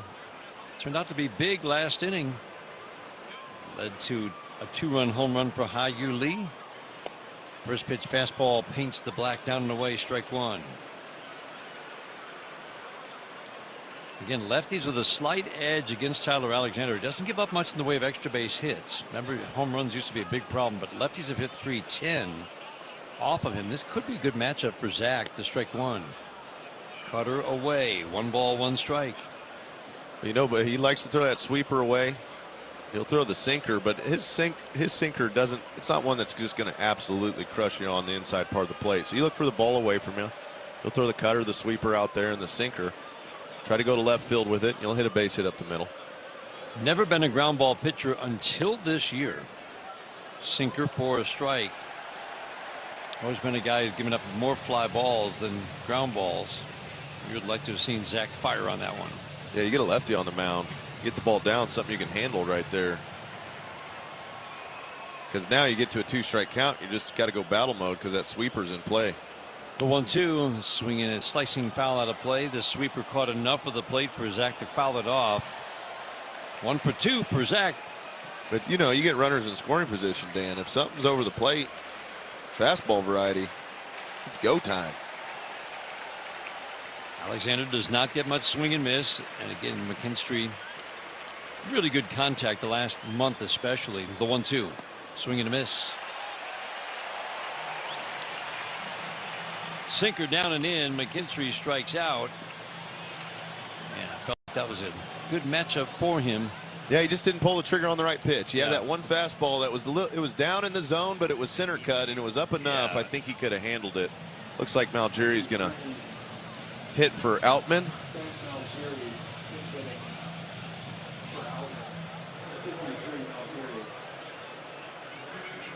So that'll take the catcher out. Another conversation. Every pinch hitter now results in a conversation at the mound, and almost always brings the pitching coach out as well. So Jordan Teagues, the pitching coach, heads to the mound to join the conversation, talk about how to pitch to Ben Malgeri. Yeah, this is a big spot right here. Looked like the Tigers had no chance of being in this ball game. It was 5-0.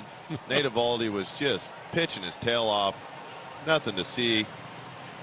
But the Tigers with big swings in the 5th inning. Get them right back in the ball game, and now they got 2 on with 2 out. Would love to score one in this inning somehow, some way. 7 of the last 12 batters have reached. Tigers stranded 2 last inning. 2 on, 2 outs here in the 6th. Ben Malgeri debuted with a 2-hit night. He is 0 for 7 since. Big improvements starting last year in the minor leagues. Able to cover more pitches, became much tougher to pitch to. Upright, relaxed stance. Kind of reminds you of Colt Keith, only from the right side. Changeup misses low and away.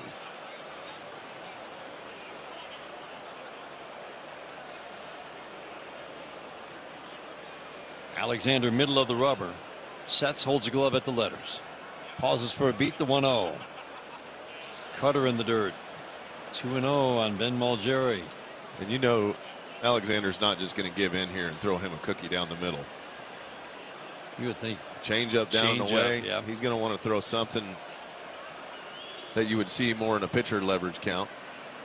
Can Mulgeri stay disciplined? It's been a big improvement for him.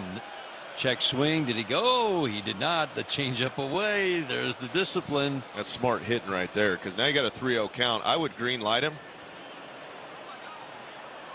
If a guy's done that, he proved to me, hey, if it's a fastball and you like it, hit it, because he's going to get a good one here. 3-0. Fastball outer third for a called strike one. Now you go right back to having to worry about the changeup, Dan. You know, that's the problem when you don't pull the trigger 3-0. And we've seen him take that pitch to right twice for his 2 hits. 2 on, 2 outs. Green takes his lead at second. The 3-1. High and tight. He walked him. Get a bat right there. Coming off the bench. Don't be over aggressive. That was a smart piece of hitting. Smart at bat.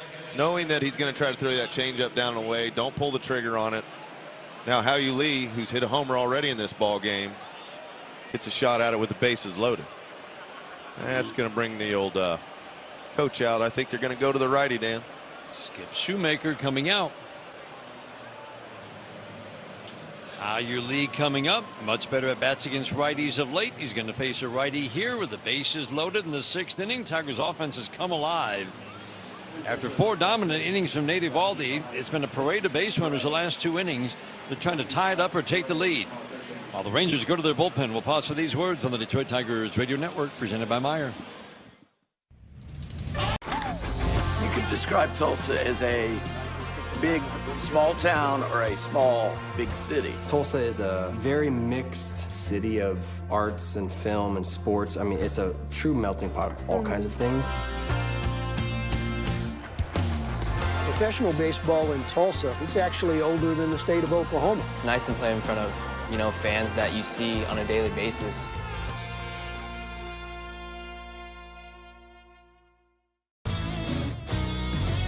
Oppo Taco. I'm going to guess it's an opposite field, upper deck, maybe something like a... Yeah, home run to the opposite field. You got it. This is a good one, a hack. I don't know. I mean, is it the same as like the layman's term hack, like a bad chef? You've guessed correctly. Okay. Someone's a hack, someone that's just nailing it in. Yeah. They're not putting their heart into it.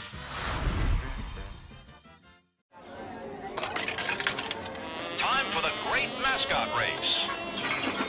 Here's the pitch. And they're off. They're neck and neck.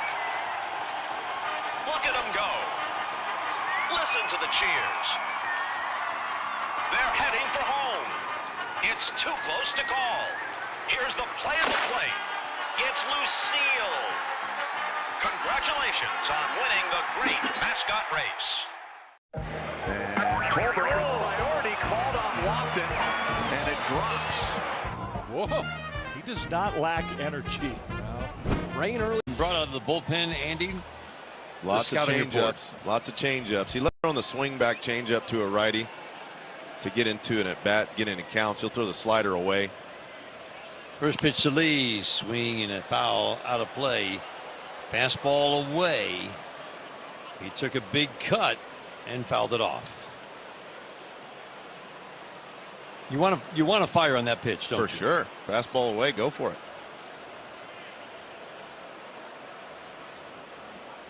The strike one.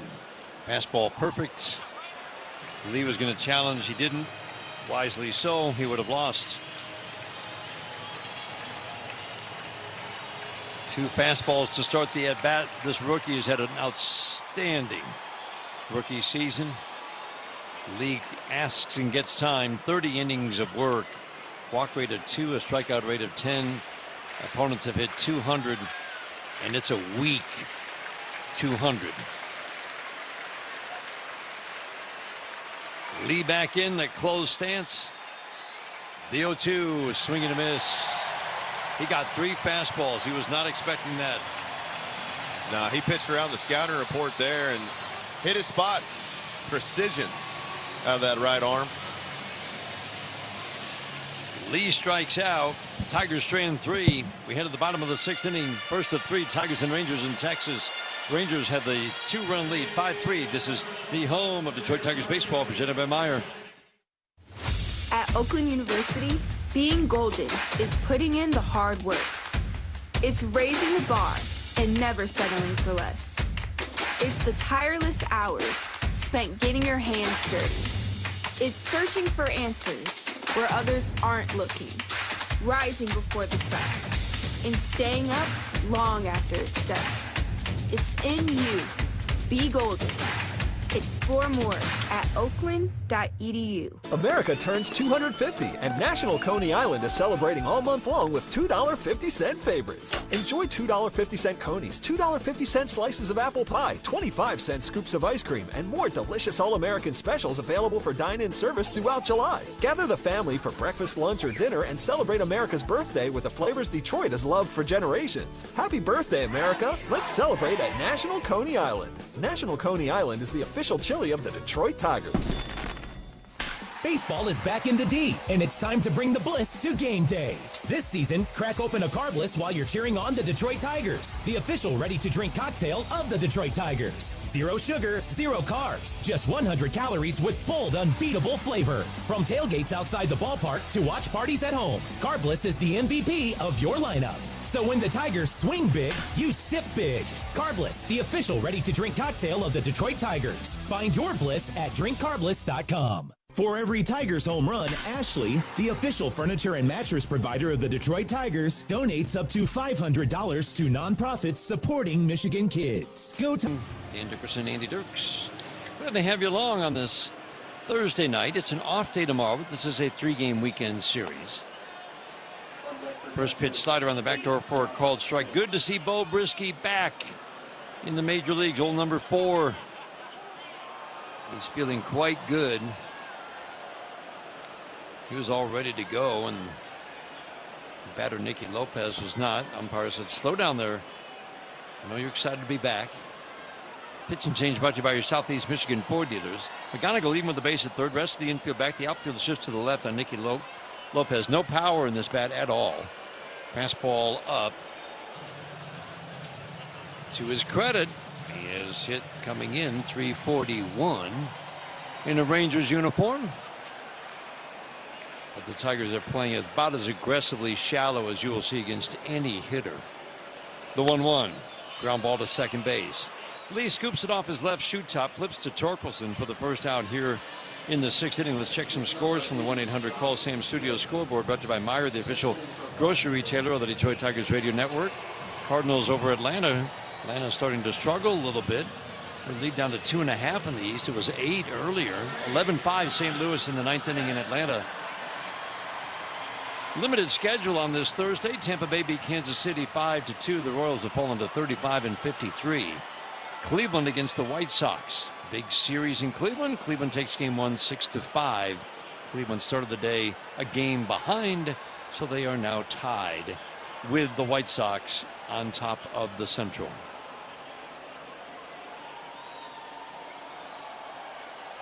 Josh Smith batting. Fly ball right field deep. Trouble. Gone.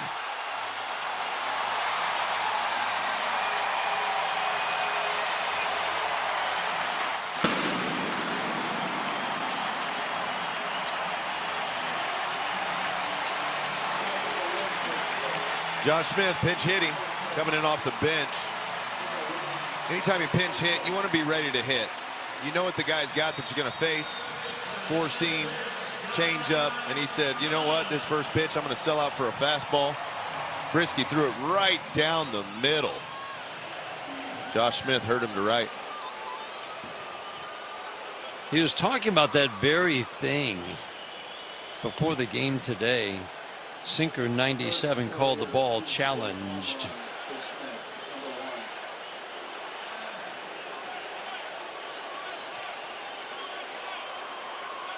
Young at the plate. Dylan Dingler wins the challenge. But he was talking about, he gave up, remember, in his first outing, he gave up 2 home runs. And he said, I know my fastball should not be hit like that. And the velocity was there, but the properties were not. So he said the shapes, truly led by the fastball, have been the big difference for him. What does that mean? That means he's getting more vertical, less horizontal. Again, the good fastball in that 18-6 range. 18 of vertical, 6 of horizontal arm side run. He said, I was in the dead zone. More like 15-12. That's exactly what hitters are looking for. So to see that happen right away in his second batter has got to be more than a little frustrating.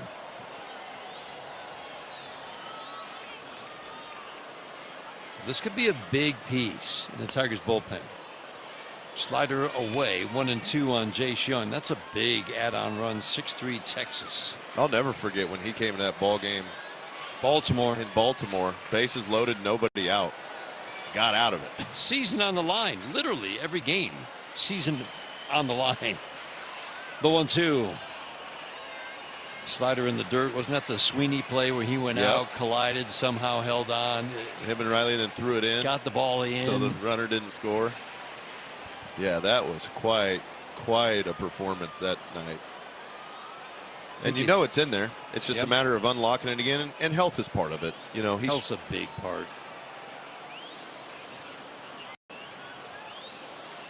Two. Swinging a pop-up. I remember he'd had foul that to the screen. Still 2-2 on Jace Young. That strange nerve issue where he couldn't feel his hand, and then he just lingered for a long time. He was just getting to where it's starting to feel it again, and the changeup was getting back to where he wanted it. The fastball was great.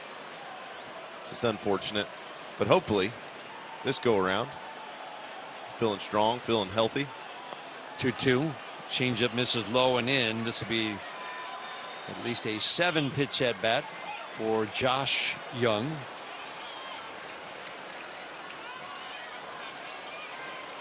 Ankle injury led to arm issues last year. Lost season for him. 3-2 line drive. Caught by McGonigal at third with a leap. I'm looking into the left field corner. That looked like a ball double. should have been. And McGonigal took a hit away. We've seen some great plays on the left side of the infield. McKinstry. And now McGonigal got up. That's that little hop step to get ready, and a great read. Plants the right foot and just leaps vertically to his right. Reaches up and grabs a sure double to left field.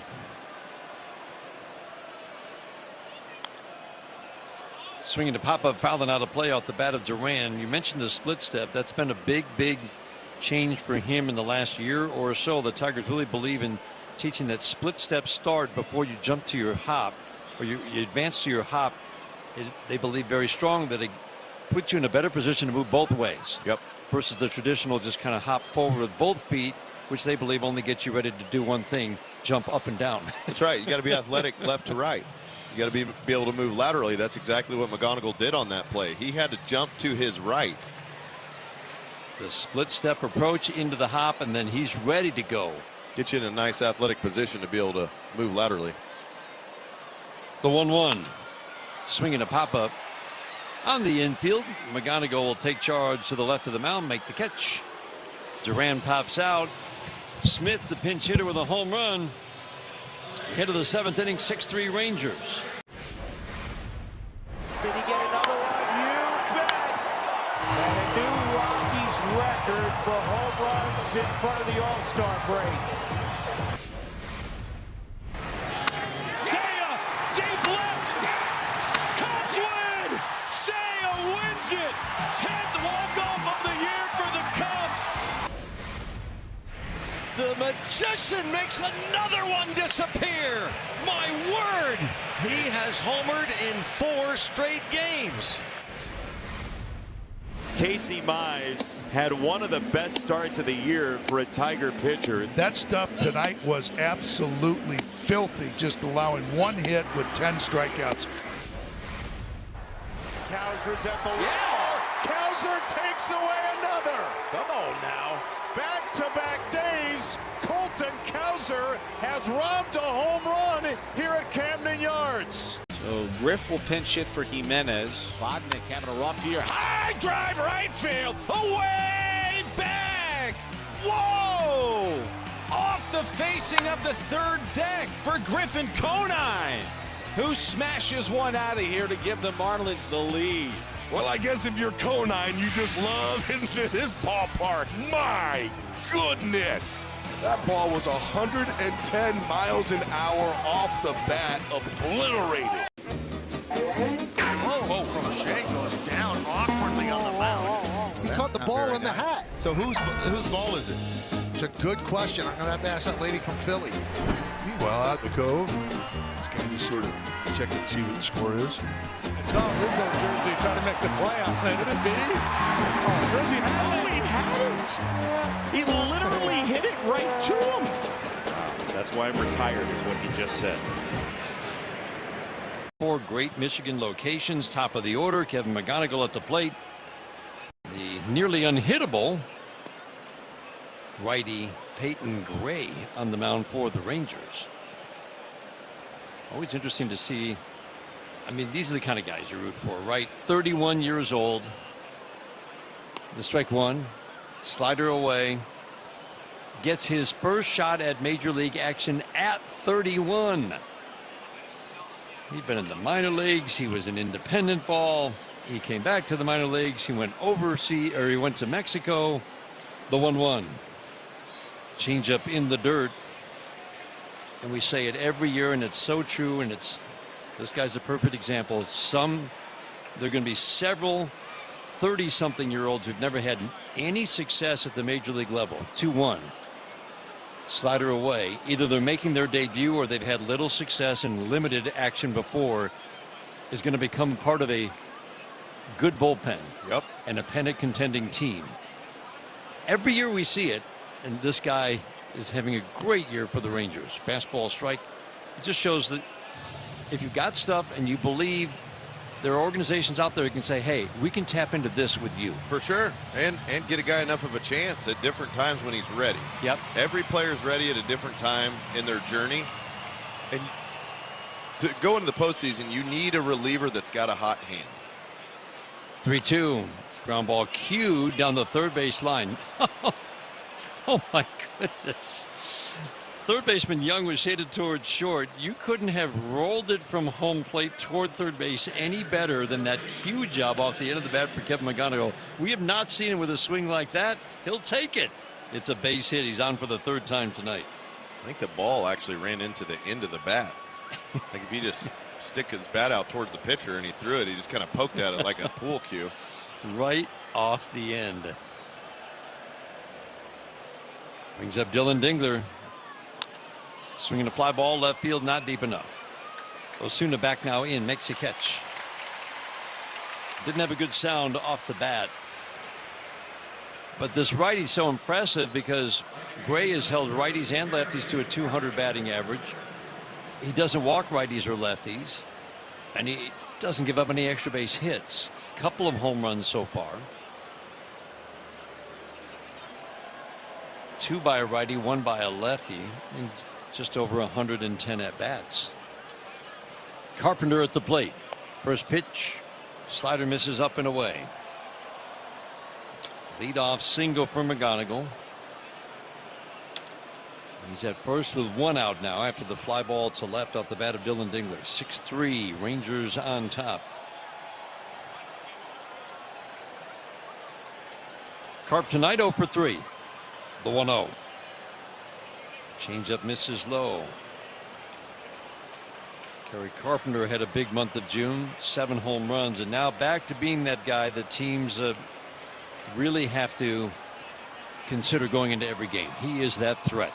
Doing damage. That's what he wants to do when he walks to the plate. He's not looking to just slap a ball to left field. He wants to go up top. 2-0. Up and away. And I love that he doesn't shy away from saying that. I want to do damage. That's what changed his career. He was in Double-A. It looked like, guys were passing him. He wasn't going to pan out.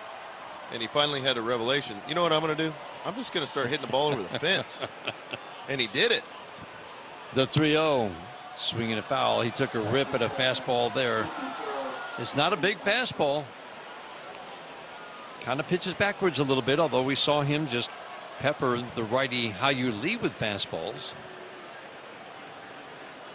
Got that little bit of movement at the plate.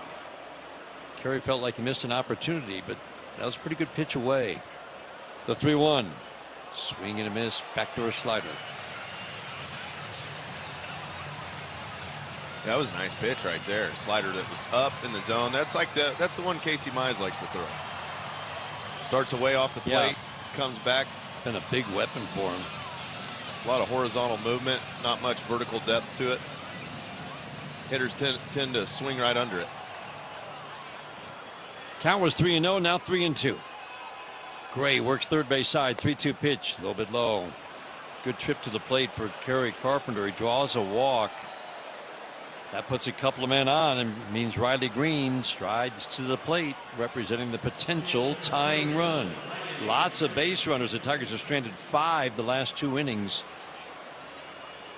So important right here to get at least one of these 2 home. Osuna in left, Cali in center, Cawley in center, Duran in right. They don't move much at all, do they? They are straight up on just about every single batter. Higashioka is heading out to the mound. And that will be the end of the day for Diaz. I mean for Gray. Not Sonny Gray, Peyton Gray. Schumacher out to the mound. The manager for the Rangers takes the ball from Gray. Green will face a lefty. While the Rangers make the change, Tigers down by 3. 1 out in the 7th. We'll pause for these words on the Detroit Tigers Radio Network. The MLB app. Yeah, it's got game. This game. These games. All the games. Pre-game, post-game, and everything in between. This is baseball your way. With real-time stats, scores, breaking news, and custom content that hits every time. Because you choose the teams and pick the players you want to follow. So when they catch it on the field, you catch it on the app. Pack your bags, it's time for a road twib. In a brand new segment, we're hitting the road, and our first stop is a big one. It's Yankee Stadium. Opened in 2009, Yankee Stadium's majestic presentation reflects the iconic look of the original stadium that once stood just across the street. Make your way over to Monument Park to see a collection of plaques and retired numbers that honor both Yankee legends and baseball greats. Over at the Yankees Museum, look back at over 100 years of team history. Time to grab a bite to eat. Maybe the classic chicken bucket or the ice cream chicken bucket. Whatever your appetite, they've got something for you. But the main event is always Yankees baseball, and there's not a bad seat in the house. Sit with the bleacher creatures in right field and join in on the famous roll call. Or take your place in the judges' chambers. Action and history are at every turn, and all fans will find something to appreciate at the home of the Bronx Bombers. The name of the business is Legacy Catering. We all were talking about how Mom taught us all how to cook. She was a cook at the public school system for ages. So we all started to cook with her, so we decided, to do the business, so we went and figure out what we're gonna call it. So we said, let's cook in honor of, our mother, so that's when Legacy came in. And just remember that Legacy Catering is about people, and this is what barbecuing is all about, and this is why we love it. He's a lefty, a little more over-the-top variety. And this is a guy that you're going to want to try to hit the ball to left field against. Slider's been pretty decent for him against left-handed hitters. Throws it about half the time against lefties. He turns and looks. McGonigal back to second base. Kerry Carpenter is at first. He's giving up a home run on the slider. To a righty and or to the lefty. Lefties are hitting 214 against that pitch. The strike one. Swing and a pop-up. Fouling out of play. Looked like Riley was ready for it. Got one. It was down, but we've seen him do damage on a pitch there. Ball's behind, no balls and 2 strikes. Good crowd on hand here at Globe Life Park. Capacity is right around 40,000. Alstrom, the lefty, sets. Green waiting on an 0-2. Fastball 95 up. Line drive double. Was the last batter for Nate Eovaldi. He went 5 innings plus 1 batter. Through 4 innings, it looked like he'd go 7 or 8. Alstrom works on the first base side of the rubber. Sets, holds the glove at the belt. Checks McGonigal, the 1-2. Swing and a foul. That's a good foul. That's top rail. 94. 11 innings of work for Alstrom. He's given up 5 runs on 10 hits. Has not gotten much swing and miss at the major league level. Low walks, high strikeouts in the minor leagues this year. The 1-2. Swing and a miss. Better slider. Sharp. Late breakaway. Green strikes out for the second out. And that'll leave it up to Matt Vierling. That's that short arm slider. He comes at it. He gets the ball back behind his head and turns his body quickly. And the arm snaps through. Hits a perfect spot down and away.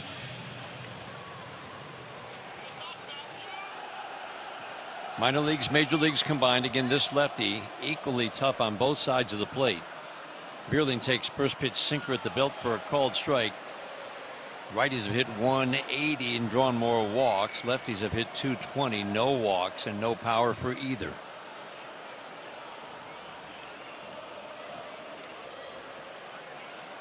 So we'll focus on those just 6 strikeouts in 11 innings. So low strikeout rate so far.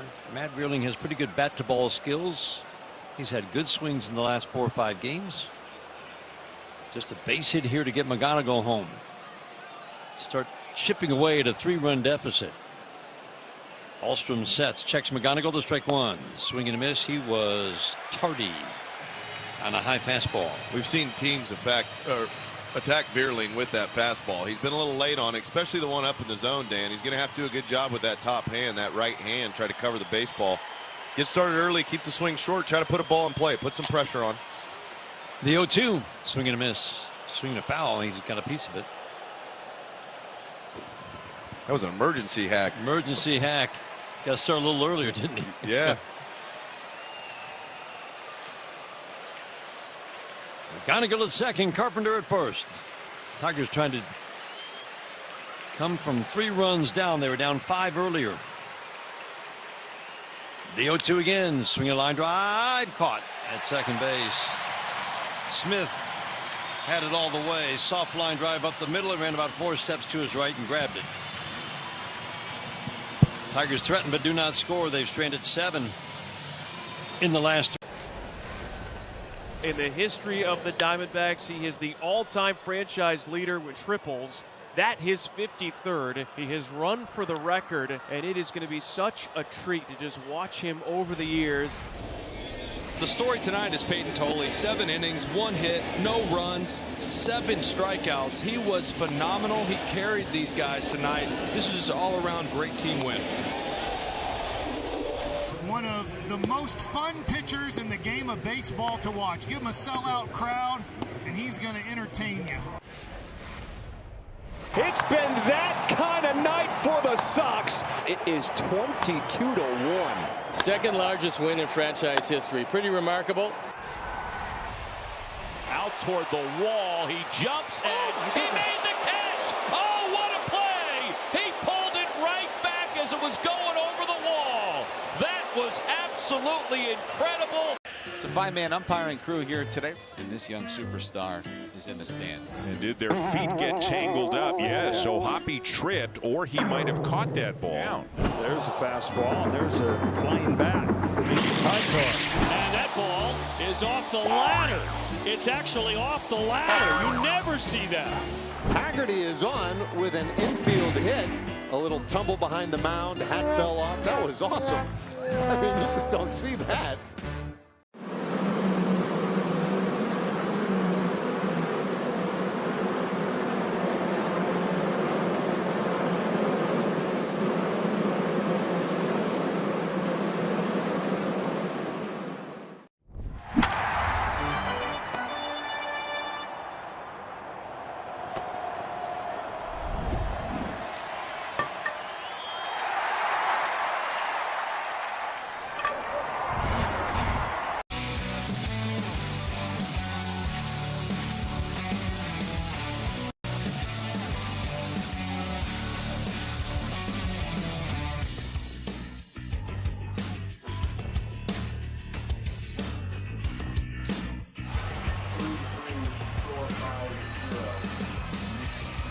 1-0 count on Jake Berger to start the bottom of the 7th inning. 6-3 Rangers. Slider up and in. Berger took a big hack. Fouls it back to the screen. 2nd inning of work for Bo Brisky. The final line in this game for Framber Valdez. He just didn't have that one pitch to go to today, did he? 5 innings, 5 runs on 9 hits, 2 walks, 1 strikeout, 2 swings and misses, and a whole bunch of hard contact. The 1-1. Fastball away at 94. Yeah, the breaking ball wasn't sharp for Framber today. Never really worked the changeup too much, but when he'd throw it, it wasn't close. The sinker had sporadic location. It was a Mr. Middle type of day. Yeah. When you're Mr. Middle, you're going to get hit hard. 2-1. Ground ball fouled on the 3rd base line. That final line brought to you by Tiger Law. You look at the changeup, curveball. Curveball just 12 of 21 for strikes. Started dialing the changeup a little bit later, but a lot of big misses. But more than anything, it was the hard contact that stood out. Dingler setting up away. 2-2. Dotted. Perfect down and away at 95. Berger could not pull the trigger. And when Bo Brisky starts to settle into a groove, and I really believe he will, because Andy, at the high end, it's 2 types of fastballs. A sinker that he just added a few years ago that when it's right, it's diving into righties. He's got a slider that's pretty good and a changeup that's always there. But when he's at 96, 97, 98, that's when he becomes a real weapon. Kind of 94, 95 right now. Yeah, we saw him up to 99 a couple years ago. He hit 100. That's right. And it's still in there. And that's why this is an important arm. Strike 1 to Higashioka. The strike 1 pitch. Perfect. Right at the knees. Called strike 2.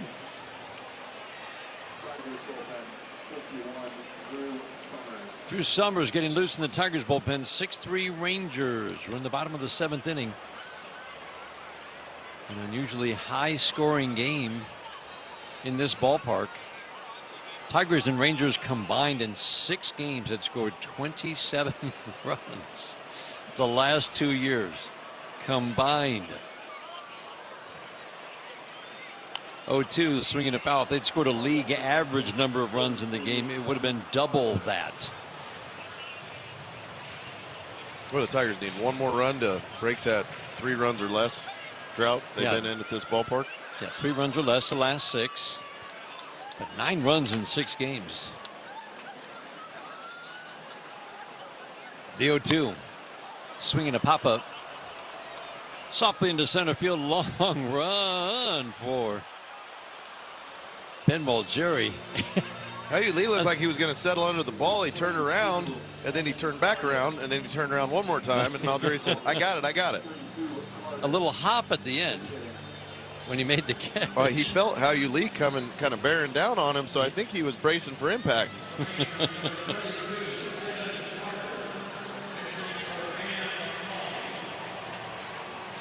That will be the end of the day for Bo Brisky. Give a home run, second batter he faced, then hard contact. Last 3 settled down, got a pop-up, a strikeout, and really another pop-up to shallow center.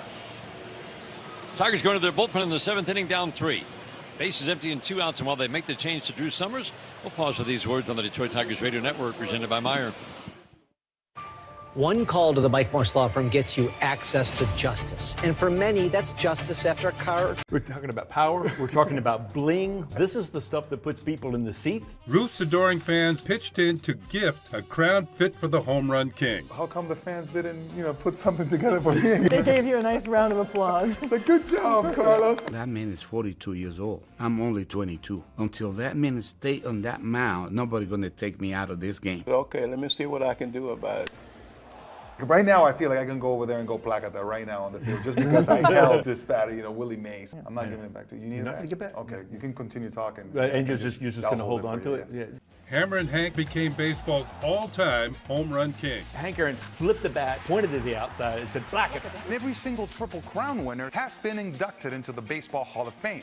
So it looks pretty good for Miggy. Just saying. Go to baseballhall.org to plan your visit to the National Baseball Hall of Fame and Museum in Cooperstown, New York, and catch every episode of Hall of Fame Connections on MLB.tv. Outfield plays Casey a little bit the opposite way.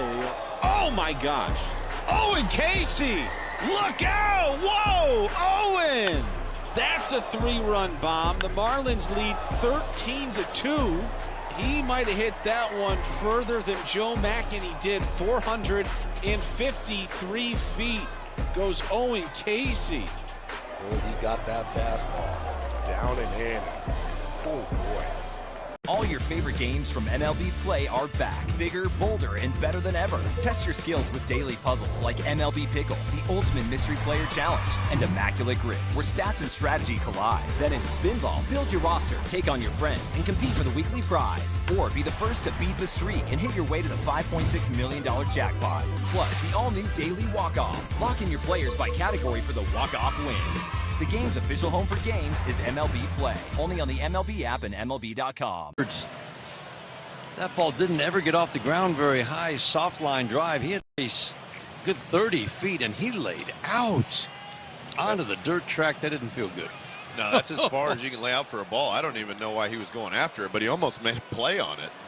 The way it was hit, I was like, well, that's just a foul ball.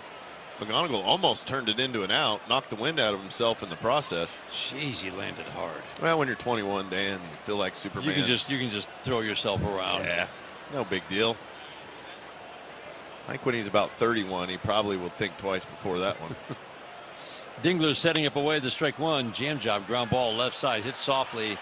No play at all. Carter just got sawed off. And dribbled it in the right spot to the left side of the infield. McKinstry just picked it up and wisely held on. There was a sinker in on the hands. Blew him up. But McGonigal is playing in at third base just in case Carter thought about bunting because of that angle. Just got it past McGonigal. McKinstry played up the middle, had a range to his right and in. No chance.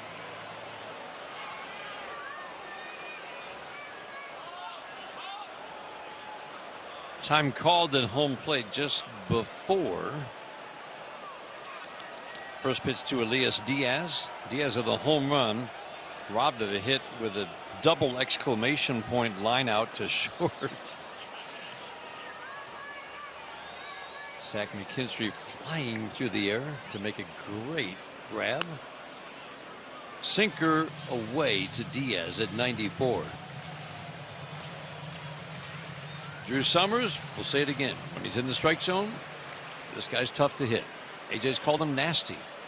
He doesn't hang that moniker on too many rookies, but he is. 1-0, swing and a miss. With pitches like that, he can get righties out. Drop and drive, low vertical approach angle, 95 plays at the top of the strike zone. Yeah, it does. Kind of crossfire. Starts over on the third base side, but steps across his body and creates a nice angle coming back to home plate. 1-1, swing and a foul. So as a hitter, it's got to feel like it gets on you quick. Yeah, it's release point too. It's just a different release point. It's a big guy. There's a lot of moving parts. He's got a nice angle where he's coming over from that first base side, and he's got a fast arm. Gets through the slot quickly, and the ball jumps. The 1-2. Check swing. Did he go? Oh. Brendan Miller, I thought a little too quick on the appeal. He'd already gone safe. Yeah, he wanted it to be safe. Oh, he went. That's a 50-50 ball. What do you think? Come on, give me your opinion. If he went past, I don't think. All right. I think a safe call is okay there. There's nothing Actually, wrong the with Tigers got that same call earlier in the game. Yeah. Righty Diaz waiting on a 2-2 on the way. Swinging a foul out of play. Sinker 95, consistent 95. With both the 4-seam and 2-seam. It's almost a sidearm delivery, but a little above direct sidearm. Kind of that drop and drive. I compare him to Sid Fernandez because it definitely reminds me of that. Sid Fernandez, drop and drive. He didn't throw especially hard, but he got swing and miss. 2-2. Fastball high and away. The numbers for Drew Summers so far: 8 2/3, 3 runs on just 6 hits, 4 walks and 13 strikeouts. Again, there's a lot to like about how he has started. This go round is second in the major leagues. 3-2, swinging a line, foul into the netting down the left field line. Yeah, he's going to have to get swing and miss on that elevated fastball against righties. He hasn't quite figured out how to use the slider to the back door for righties, how to back foot it. And that's something that's a progression. As guys learn, hey, at this level, guys will foul those pitches off. You have to put them in a little different location to get the swing and miss. 3-2 away, missed big with a sinker, ball out of hand. So an infield soft single. Now the walk. And again, this is the whole key for Drew Summers. Stay in the strike zone. He hasn't been hit. Opponents are hitting 190 with little power. Alejandro Osuna at the plate. Second shot at major league action for Osuna. Left-handed batter, takes the first pitch slider a little bit low. Debuted last year, hit 212, no power. This year comes into this game hitting 247, and it's all singles. Tigers outfield plays him accordingly. 1-0. Sinker on the inside corner for a called strike one. 36 hits, 32 singles, 4 doubles. That's wild for an outfielder. Isn't it? Feels like they could all come in a little bit more in the, No doubt. outfield. The 1-1. Swinging a foul out of play. Emergency hack. Bat to ball skills. He can draw a walk.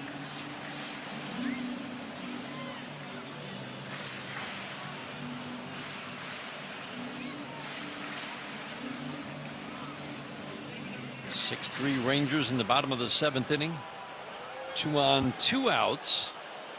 Summers came in with the bases empty and 2 outs. Infield single and a walk. Trying to finish off Osuna. The 1-2. Ground ball. Base hit into left field, and that'll score a run.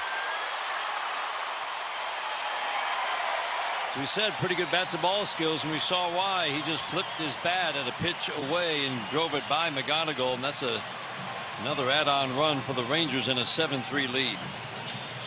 It's a slider away from Drew Summers.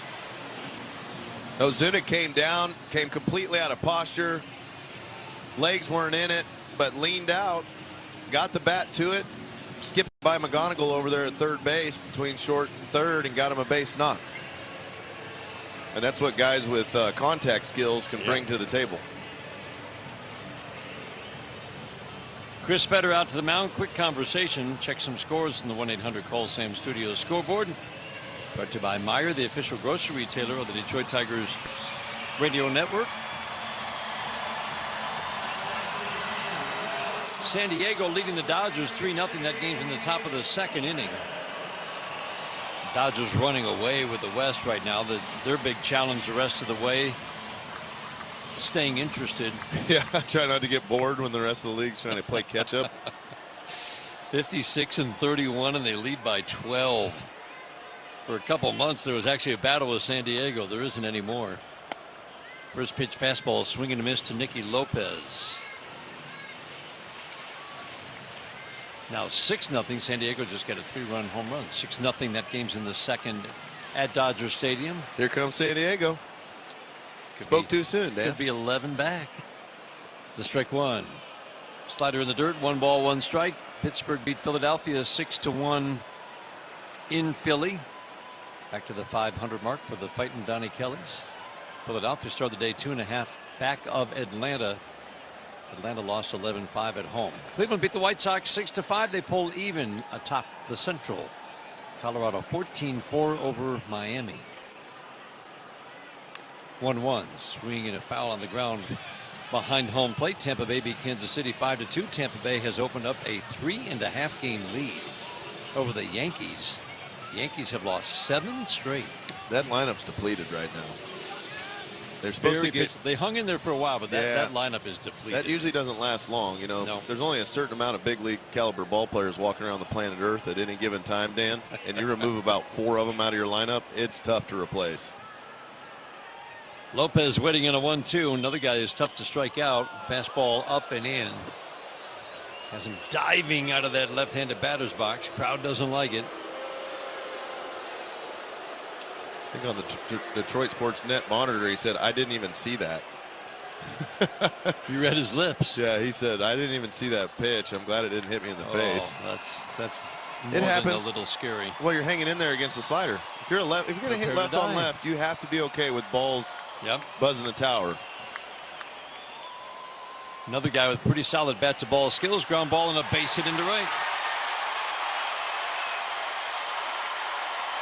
Drew Summers gets a lot of swing and miss, but he hasn't been able to when he really needs it tonight.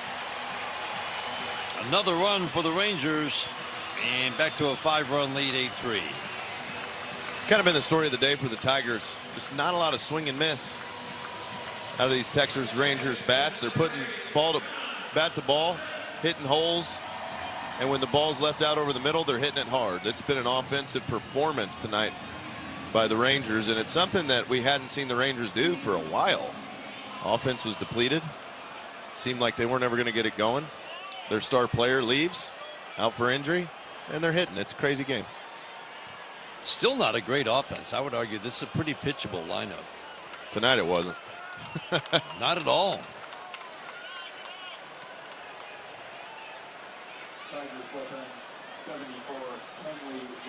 But if you don't get you only strike out a few guys in the game, you're not going to usually fare too well. And this is a team that middle of the pack. It's not like they're a high contact team like a Cleveland. Yeah.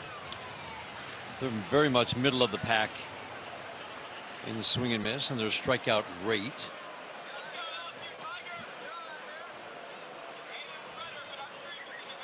The 1-1. Soft tap foul. Josh Smith greeted Bo Brisky with a home run. Second batter that Bo faced. He was pinch hitting at the time. Falls behind 1-2, and Drew Summers has been ahead of Diaz 1-2, walked him. Ahead of Osuna 1-2, single. Ahead of Lopez 1-2, single. See if he can break that little stretch. Working ahead but not getting results. The 1-2. High and tight. My goodness. That was real close. Lopez goes down to second. I mean, these are big misses. That's head high. That about hit him, clipped him in the chin. Jeez, oh Pete. Josh Smith just got out of the way. That's scary. 2-2. Sinker fouled off of Dylan Dingler. Now, if you're a hitter, Dan, and a guy just threw you that pitch, about took your head off. Yeah. Then the next pitch, you can't worry about that last pitch. Isn't that easy to say? Yeah, just get right back in there. Yeah, no problem. Don't even think about it. There's none of the brain that wants to be like, yeah, I don't know about that. 2-2. Swinging a pop-up down the left field line, and McGonigal long run. He's getting his work in tonight. We've Several seen some goes into the stands. Incredible defense by the Tigers tonight. It's not like the defense hasn't been an issue. Nope. The Rangers have hit the ball, some ground balls through the hole, but a lot of hard contact too. But some really good defense, which was something that, they were working on. Said, hey, we got to start making some of these plays. And they made all the plays tonight. 2-2. Ground ball softly off of Summers, and no play again.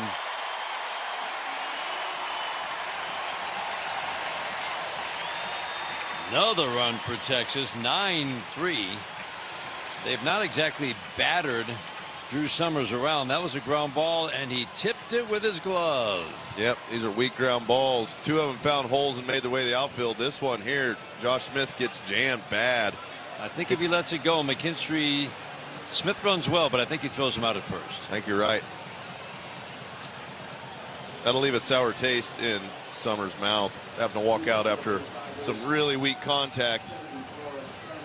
Giving up some runs via it, though. 9-3 Texas. Kenley Jansen coming on while the Tigers make the change, down by. Kevin Gausman was outstanding against the A's last night. Dylan Cease will try to do the same. Cease was brought on board to not just help lead this rotation this season, but also into the Blue Jays' future. pitch is swing and a miss to retire the side. Cease gets Soderstrom. And he blows him away with a fastball for strikeout number 6. He's been striking out guys. There's no question about it. Blue Jays pitching's got some filthy stuff. And he rings up another one. That is 5 consecutive strikeouts and 9 in the game for Cease. That slider is virtually unhittable this afternoon for these Athletics hitters. 3-2, and he got him with a high fastball for strikeout number 12. This is a different fastball that we are seeing from Dylan Cease this afternoon. It has been electric all day. I want to ask you about food. What is something that you have to eat to be the judge? Oh, Aaron Judge! Send him to Monument Park now! We got some good chefs in New York. They've been cooking up some nice chopped cheeses, and that kind of, it gets you, yeah. I don't know if I should tell the kids that they should be eating chopped cheese before a game. Before the game, probably steak. That's usually what I go to. I like a steak, no vegetables. No vegetables? No vegetables. Is it straight protein? Yeah.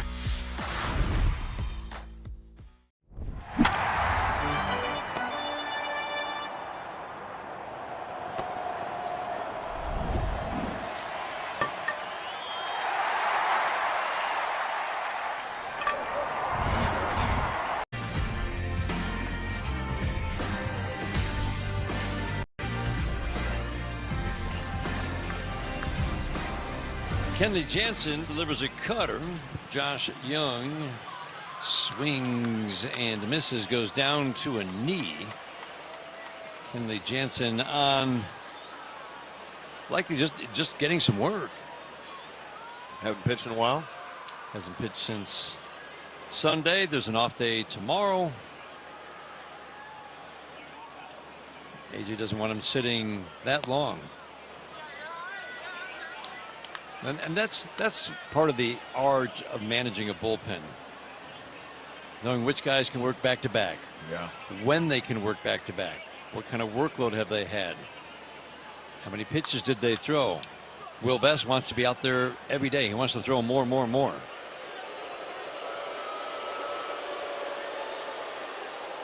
Other guys, maybe they're 2-day sore guys. So you pitch them back to back. Yeah. It's a real art. But I guarantee you that's why Kenley Jansen's pitching, because there's an off day tomorrow and AJ doesn't want him sitting for basically a week. No. And I think it's amazing how they figured out how many people should be on a major league roster, because it always feels like when your bullpen is plush, it only lasts for about a day or two. And then you're like, we don't got any arms to throw down there. It's one of the hardest parts of managing for sure is the bullpen. Cutter down, and one of the hardest things for also a manager when he's giving his closer just to end a game, just to get some work, because throughout a year that's going to happen. It often doesn't go well. It's going to happen. Yeah. If these guys rely on adrenaline, they rely on the close games, the intensity, but you got to do this sometimes. Yeah, and right now it's get your work in. Yeah. I think Skip put Jose Valverde in once, and in one of these games, we were getting lit up, but he hadn't pitched in 4 or 5 days. And I bet it didn't go well. Oh, it didn't go good at all. He gave up like a couple home runs, walked a bunch of people, and he got out of the inning eventually.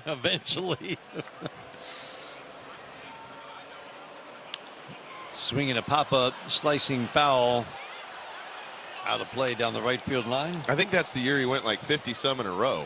Remember 49 for 49. 49 for 49. And during that year, I think he came into a blow-up mop-up game just to get a quick work in.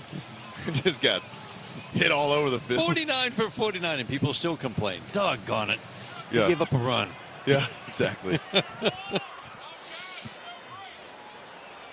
49 for 49. One of the truly great accomplishments that you will see.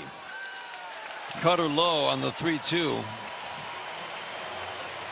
Valverde was a great guy. Good leader in the clubhouse, too. Was he? He was for that bullpen. Yeah. He managed that bullpen. He got everybody down there. He had everybody clicking. And I can't remember who it was. It might have been Ortega. Somebody had a bad outing. And the media came over, and, he really didn't want to talk. Papa Grande is what we called him. Went over and said, no, you talk to him. You talk whether you do good or you do bad. You go and talk to the media. Good for him. So he was a good veteran leader. Big personality. Big great personality. guy. He brought a lot to a clubhouse. And, you know, the bullpen, their family down there, too, because they spend so much time together down there. I loved his, obviously other teams didn't like it. Some of the, just the reaction and the emotion on the mound, but he was one of the first, you know, there was a few guys early. I mean, if a hitter can, you know, hit a home run and watch it fly. Right. Yeah. He had fun. He had fun. I'm glad to hear it. I never really got to know him that well. Love hearing that he was a leader in the clubhouse. Pop up to right. Is Kerry Carpenter saying he can't see it, or no? He just letting people know he had it. Duran. The people are welcoming, they're loving, they're caring. So if you're looking for a familial feel, definitely Asheville. It's Asheville. That's all you got to say. Yeah. They're excited to be back and back on their feet, so it's been awesome to see the rebuild. Winning or losing, like everybody's there having a good time rooting us on, so I've always enjoyed that the whole year. You play here at the tourist park and you feel like you're back in the old days playing real baseball. Nestled right into the mountains there. That's right, right on a cliff.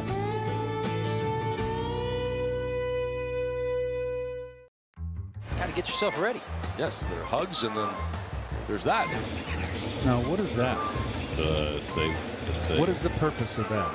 It's an anemometer. It measures wind speed. So that's a good, you know. But it looks like a fidget spinner. Meanwhile, on the Cove, it just looks like too much fun. It was so routine, he took his eye off. You got to come up with this play. You got to. You're right there. You had two hands. He looked it in. Oh. Some overnight oats right before the game. My teammates look at me like, what are you doing, dude? My mom's cooking, probably. She makes some good. She's got a tuna fish casserole. That's pretty good. Okay, I went 5 for 5. I need to eat the same thing. Last time, Saturday, I ate arepa with eggs, and then next day, I gotta eat arepa with eggs. So my mom make it for me, and then when my mom is with me, everything's good. I save a lot of money. Estamos leyendo.